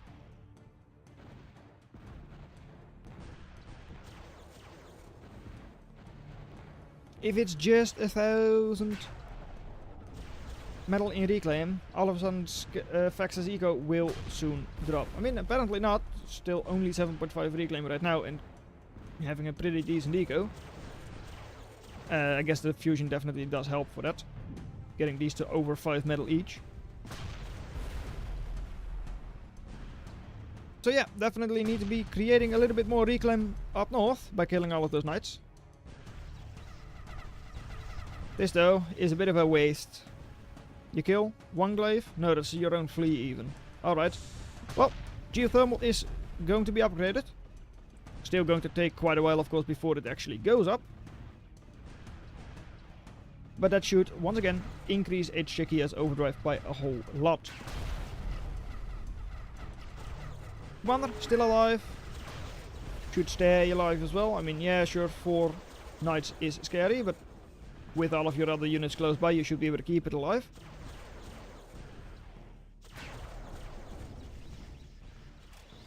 And Cornea, alright. Sure, I guess. Commander, walking down the slope. Sure, I mean, it's just a couple of glaives, so it doesn't really matter all that much. Streamed in single file, so Commander is able to keep those away. And now, once again, 1200 reclaim right there. 2000 there, but this is of course a bit contested currently. You might even say that it is in favor of HJK to get that reclaim right now.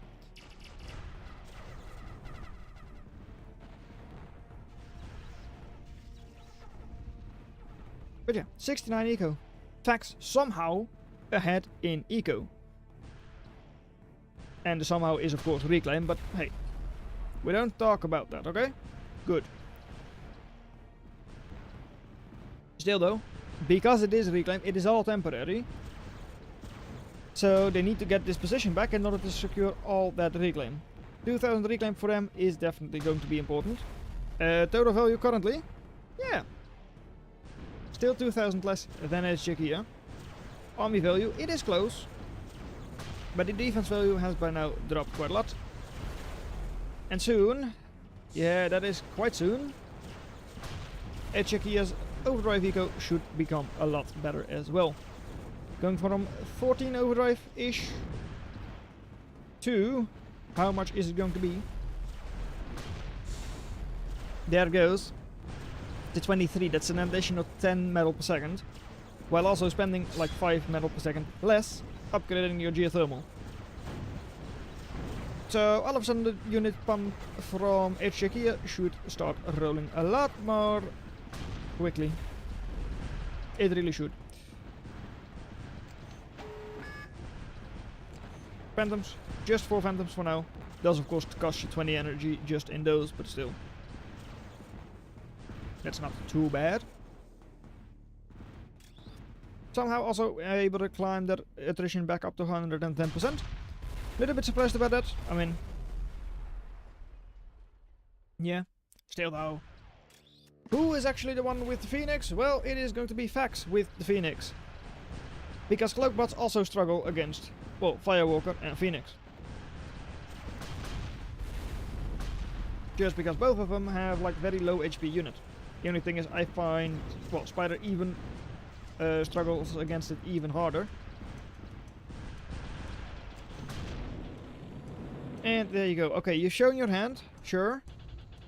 Phantom, is it dead? Yes, it is. Alright. That is one dead Phantom. And in the middle, Pax is pushing back. That reclaim I was talking about. They are slowly but surely able to get that. Up north, another 1200 reclaim, which they should be getting. So all of that investment into eco from Echikia, it's nice, it's great. But Fax didn't need to invest all of that and is still getting about the same eco as Fax has. Now it's a matter of like, are those Phantoms able to attrition down all of those units? Not able to one-shot Hermits, just barely not. That's probably one of those classic breakpoints in balancing. And yeah, Spider basically has to win before Phantoms come out. Yep, that's one option. Or switch. That's the other option. Switch into airplanes, switch into rovers. Is this not a bit too expensive for you, Fax?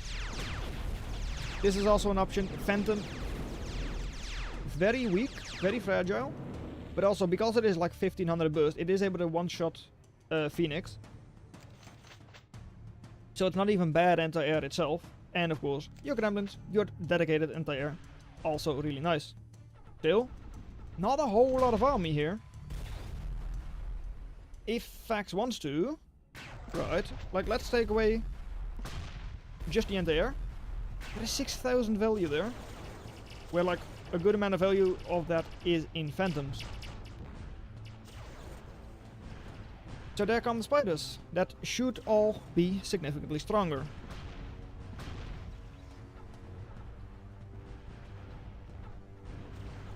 Couple of Ronins are now coming in.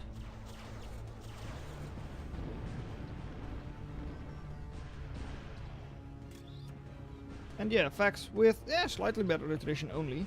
I expected that to be more in their favor. But I guess not.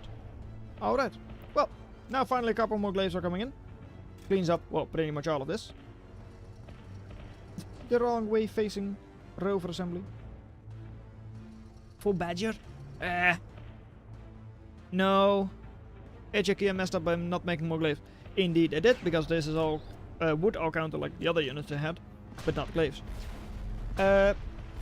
Why Badger? Like, sure, it uncovers Phantom, and it is outranging Stinger. I just don't think it's the answer.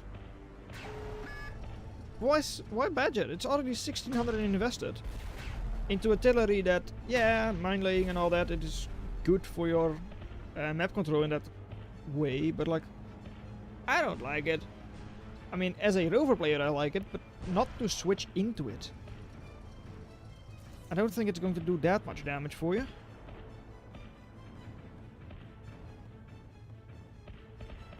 Well, yeah, to uncover Phantom, that's the only reason why you would want it. It's just that to me, yeah, Firewalker has the issue that it is too expensive and is too easily sniped by Phantom. Yeah, that's true. Yeah, I don't agree with it, but that's the calculus. Yeah. I think the idea is indeed uncover the Phantom, but do it cheap enough that if it does get sniped by the Phantom, it doesn't hurt too much. Whereas Firewalker, even though it is a way better unit in this case, because of all of the enemy glaives, Ronins, Grievous, it's just that, well, those get sniped by Phantom too easily. That each other counter. Phantom, of course, the counter to Firewalker because it just snipes it, and Firewalker the counter to Phantom because it uncovers it and slowly but surely also kills it.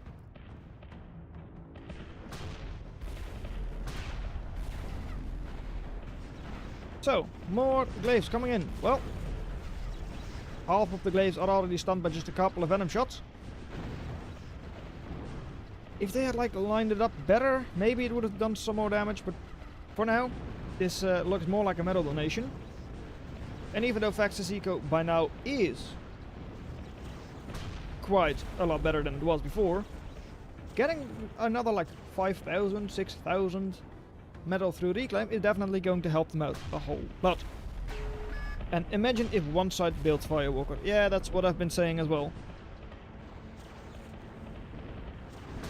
But that's what I mean with like, yeah, maybe the region is like, I don't want to go Firewalker against Phantom, because it will just shoot the Firewalker. This though, Dante! Dante is out for a check here. A nice little assault riot. Able to push forwards a lot more.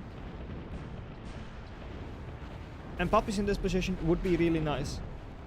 As Fax, on Fax's side, I guess so. It's not bad. I just don't know if he'll... Yeah, no, that's actually also an option.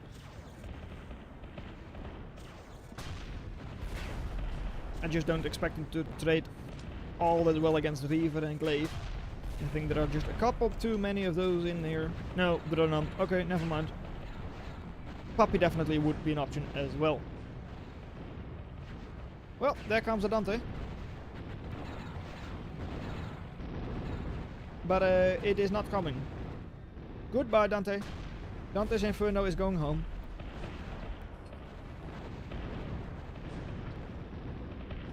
What are your badger numbers looking like? Well, 6,000 value badger numbers. And oh, I think you're going for too many widows. That's too many widows. You only need 2 to stun. And you're now spending 75 energy. Make that 85 energy, 90 energy. 90 energy to just keep your widows alive and cloaked. That's not what you want. Okay, sure. Well, that's 30. Oh, those mines are being a bit of an issue for you now. That's 1 widow gone. That's 2 widows gone. Dante, not stunned at all. And they know you're going for widow. The mines were in fact your own detriment. Dante. No. Claw. They were to your own detriment. But you don't have the funds to fund a detriment. Right. Still. Anything more? Yeah, pretty risky. Oh, Dante versus Spider Player is pretty risky. Yeah. Anything more than 2 was too many widows. I agree. Definitely. I mean, you've got almost 200 energy. But spending just half of that to keep your widows alive, or like cloaked.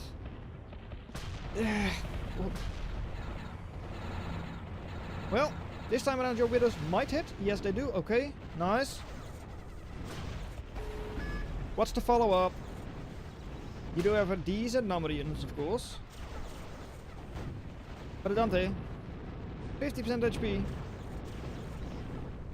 The other one, full HP.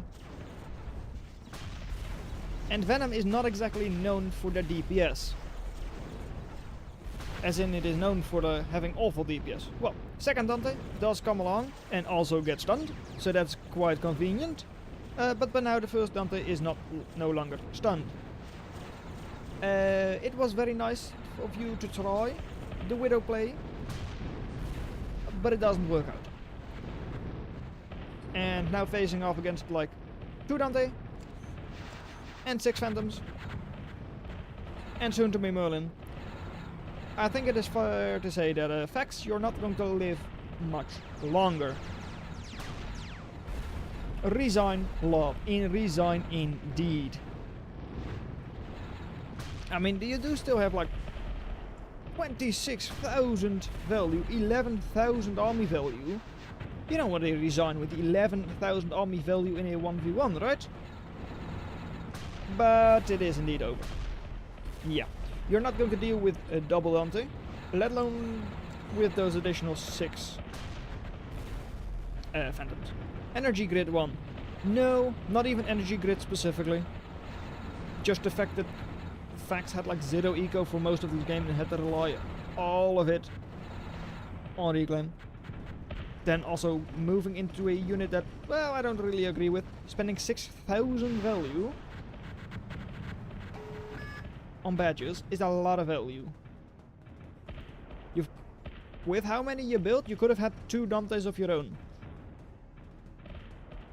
But you're not going to have 2 Dantes of your own, you're going to have a Crow. Well, Crow, how strong is Crow? It is pretty strong. But it's not as if your enemy doesn't have anti-air. It's not amazing anti-air, but they do already have it on the field. Those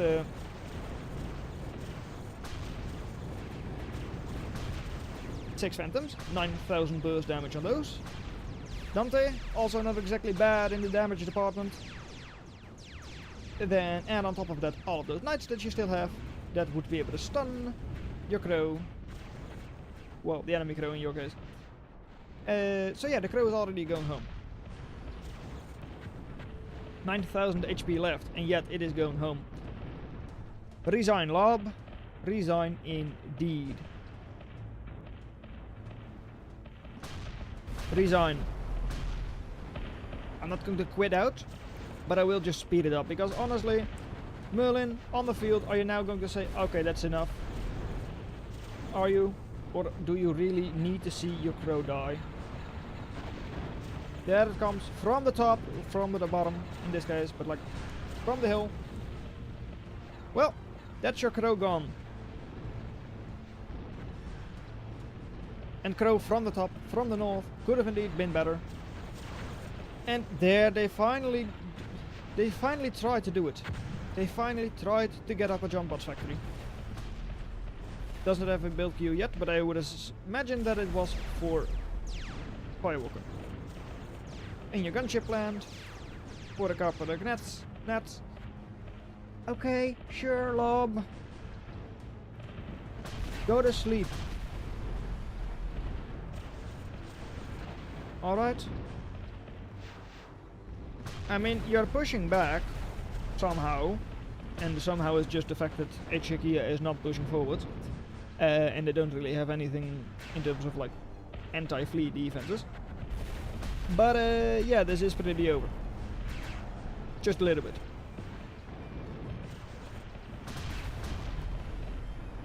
Is the Firewalker up? No.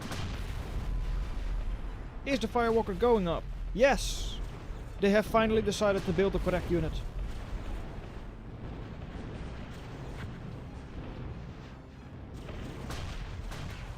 But is that now too late? The answer is yes. Yes, it is too late. Firewalker is too late. Look at the glaives, sneaking around the side, cleaning up your eco. Sneak around the top side would also be pretty good, because there is no defense on that side either. So, yeah. Packs at 90 eco, way ahead, because they have 60 reclaim. I mean, there is a lot of reclaim on the field, don't get me wrong about that. And the Firewalker is out. What did you shoot? I heard your fire. Oh, there you go. Well, how long is it going to stay up? That's of course the question. Let me just slow it down to 1 times speed. How is this not over yet?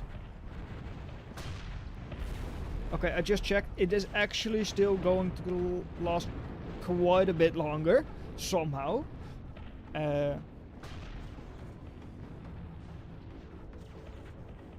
Yeah, right. Well, in that case, maybe Firewalker is able to pull you back into this game. Somehow. Somehow the Firewalker saved you. Cloaked, not cloaked. Chair on red packs? Is that what you needed? Or is that Paladin just going to walk to your front line and say, good night? Just like those other units already should have done, realistically. Well, there you go. Couple of decoys in front, already spotted. That's 1. Not yet 2. Well, alright. No, you're not going for the geothermal? Okay, one of them is going for the geothermal. At least that's the correct thing to do. Send at least one of them there. That's a geothermal gone. And where are those other redbacks? I don't see them anymore. Oh well. How are the firewalkers doing? Getting overrun. Alright, sure. About what I expected. Maybe you're just wishing for a couple of team kills on HJK's side. Uh-huh. Yeah. Okay, sure. At least the river is getting a little bit deeper. Yes, Bertha. Bertha is also going up, because why the hell not? I guess HJK finds this fun. And I guess Fax also finds this fun, somehow. Honestly, at this stage... Yeah, okay, thank you. There we go. GG. Finally.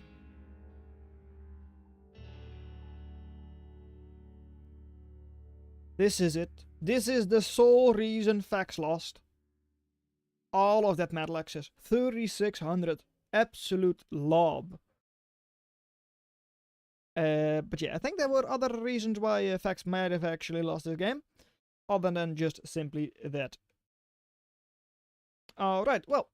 Exit the lobby. We've got time for one last match. However, I will be timing this match a little bit. Stream. Match. 7. Alright. Let's see. We should have one left. Do we have one left? Do we have a short one left? Alright, yeah, this is going to be the one. Well, actually, I should make it a little bit longer. Let's say this one. No, I just did one already.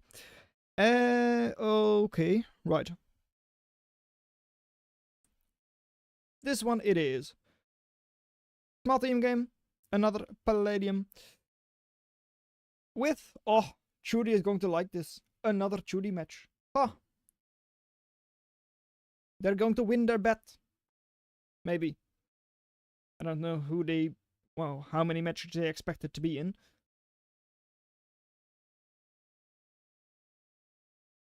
But it's another Palladium. Where, presumably, we're going to have a couple of drops. Because drop me once, shame on you. Drop me twice. Also shame on you. And no Lotus, what? It was Tarkin's Helldivers. Oh, right. Oh, this is not the map I expected it to be. What? Oh, yeah, no, that's actually correct. Yeah, okay. It is the correct map. I just misread the map. Oh, alright. Skip the pregame. It is a bit of a weird map, but we've got a match between East and West, of course. Palladium, 5 versus 5. With, over here, nice little crystals, right next to Cabin Boy. With shields. And the captain commander once again. Kitty with the driver meow. Spiders with an engineer commander. Redback as the blueprint. In the light blue, Aquanum with jump bots. And somehow already receiving a Charon from over here, from green, which is Cool Cat. Oh, Kitty and Cool Cat on the same team. How convenient. With an engineer commander, the Chomo X Logics. And over here in the blue, it is Tarkin, with Tarkin's Helldivers in the Cloakbot. Cloakbot, Glaive as the blueprint, nothing special. And over here, let's just admire the crystals a little bit. And also say, Chudy, surprisingly enough, with shield bots. Didn't see that one coming. Over here in the yellow, it is Kingstead with gunships. In the light purple, it is Scipio with rovers. In the actual like pink, Electric Boogaloo with bots. And last but not least, over here in the orange, it is Steel Blue in the orange with Venom, so that is spiders. So, drop me once, shame on you. Drop me twice, shame on you. And, well, 1v1, Commander versus Jack, who wins? Especially with all of that support. But a lot of that support is not in fact shooting. Over here, well, that's 4 Reavers. Reaver drop on the factory. All of a sudden, Shudi's base is not looking too good. Commander is gone. And not just the commander. The factory is also gone. Kingstead, how are you doing? Well, Caretaker gone. Triple Reaver. Jumping up with your commander. That going to save you? Answer is no. How many harpies do you have left? 2 harpies. That should be enough to at least keep your factory alive. But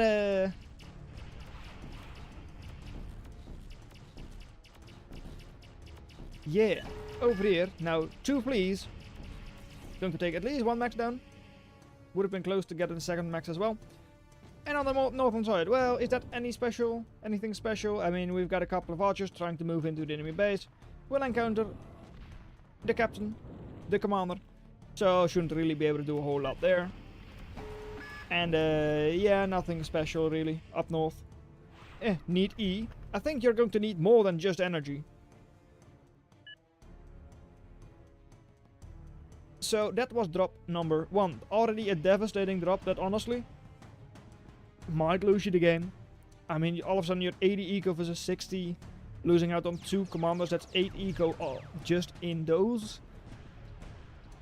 Of course, losing your commander. Also going to give your enemy another 800 metal. Just right there.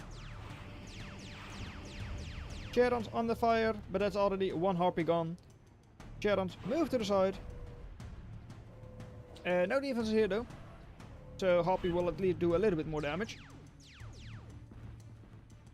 But the gremlin is slowly but surely catching up to it.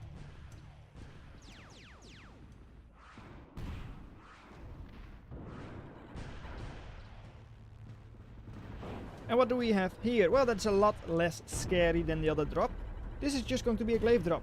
Glaives are strong, sure. But really now, glaives as your Charon drop, that doesn't really feel that strong, because it is not strong.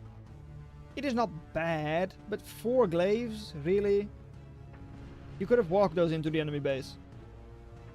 Still, no loaders around. So all of a sudden, well, even just 4 glaives might do damage. Judy doesn't have a factory. Caretaker is trying to get up a loaders, but is not going to get it. Still, with those last couple of bandits from Judy, the factory from Kingstead is going to stay alive. You would assume. Yes, it does. Right. Good. You tried something. Over here, jump pods with bombs, maybe? Don't really see it. No. Sounded like either a scuttle or a snatch or something like that. Technically could have been, because we do have a shield bot over there. And over here, yeah, hey, Glaze moving in. Good. And Felon. Felon is a unit that on its own is not that strong. So position down south is still not exactly safe. Still, Green's commander. Green's commander is gone. And 1 Charon with a jack is going to the northern side. There is enough support around it, I would say, that the commander should survive. Especially because the jack is not even going to get close to the enemy commander.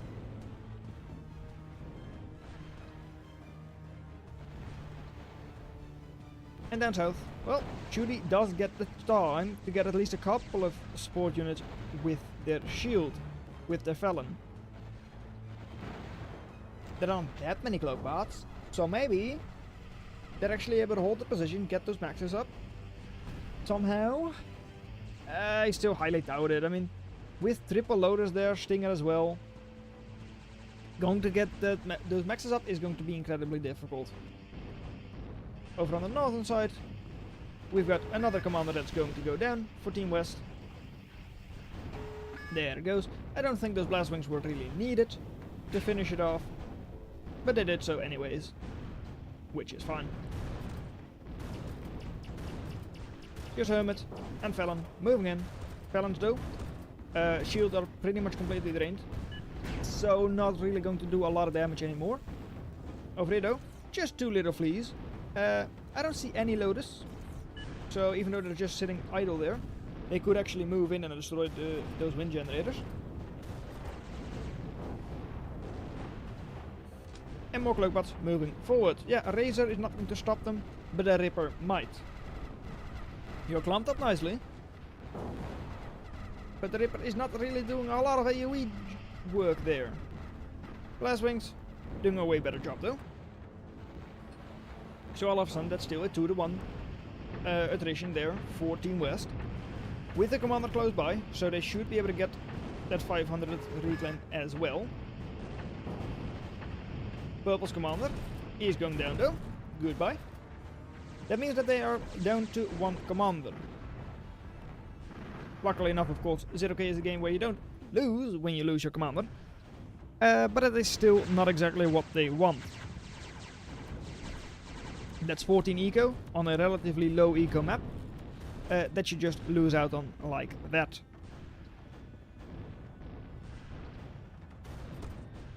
And Tarkin and Cookhead really solved the game. They definitely did. Cookhead with, of course, the Charons, giving the Charons to Tarkin. So yeah, Tarkin's Helldivers definitely very effective. Aquanum, also Aquanum. Also going to go for a couple more Charons even. For more jack drops. However, Scipio, surprisingly enough, is able to put at least a little bit of pressure on the enemy team with the Rovers. Especially when balled up against the Revenant, that is not exactly what you want. But hey, it is some pressure.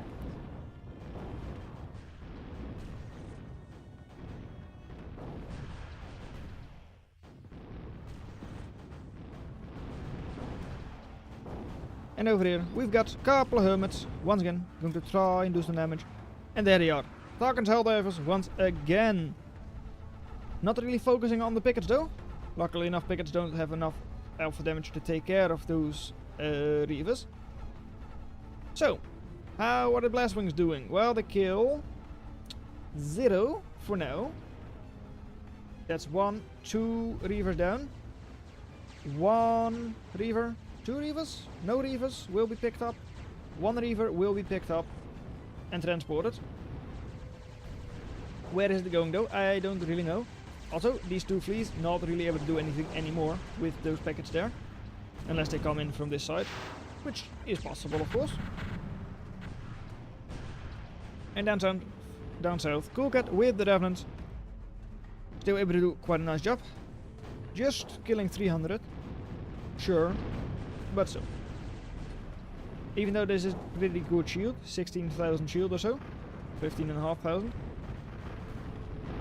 Revenants also have a good amount of burst, 7,500. Well, with the group of them. So not that he would have drained all of the shield, but still a good amount of it.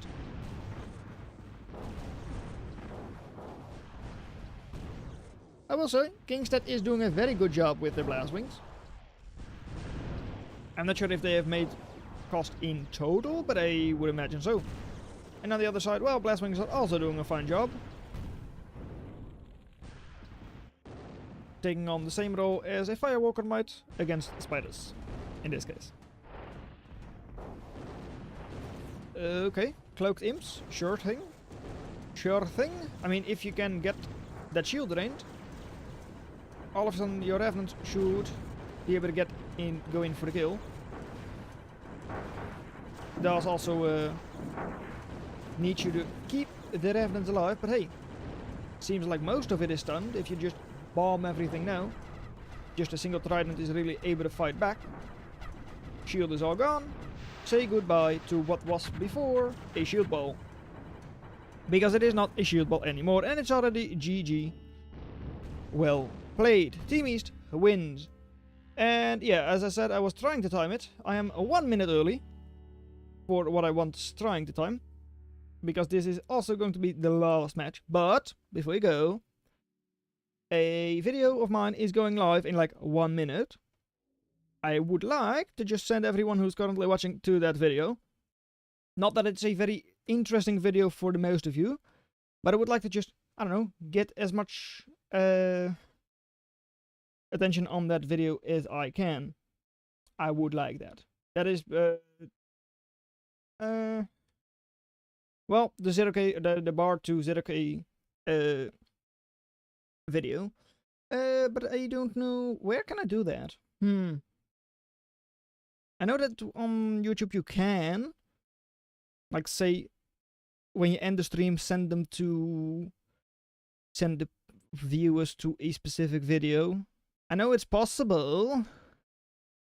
It's just that I don't know how to do it. Right.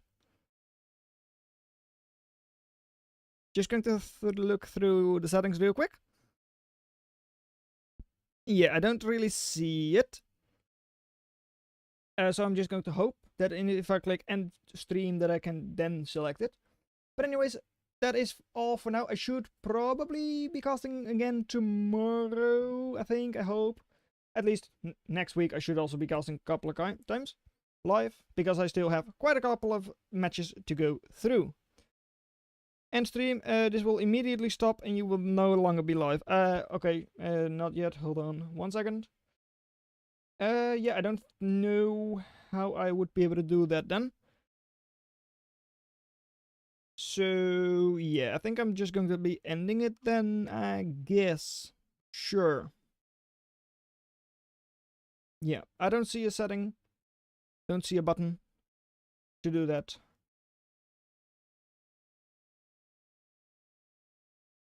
Come on. Go back to this one, please. Thank you. End stream. And end. Okay, yeah, I can't do that.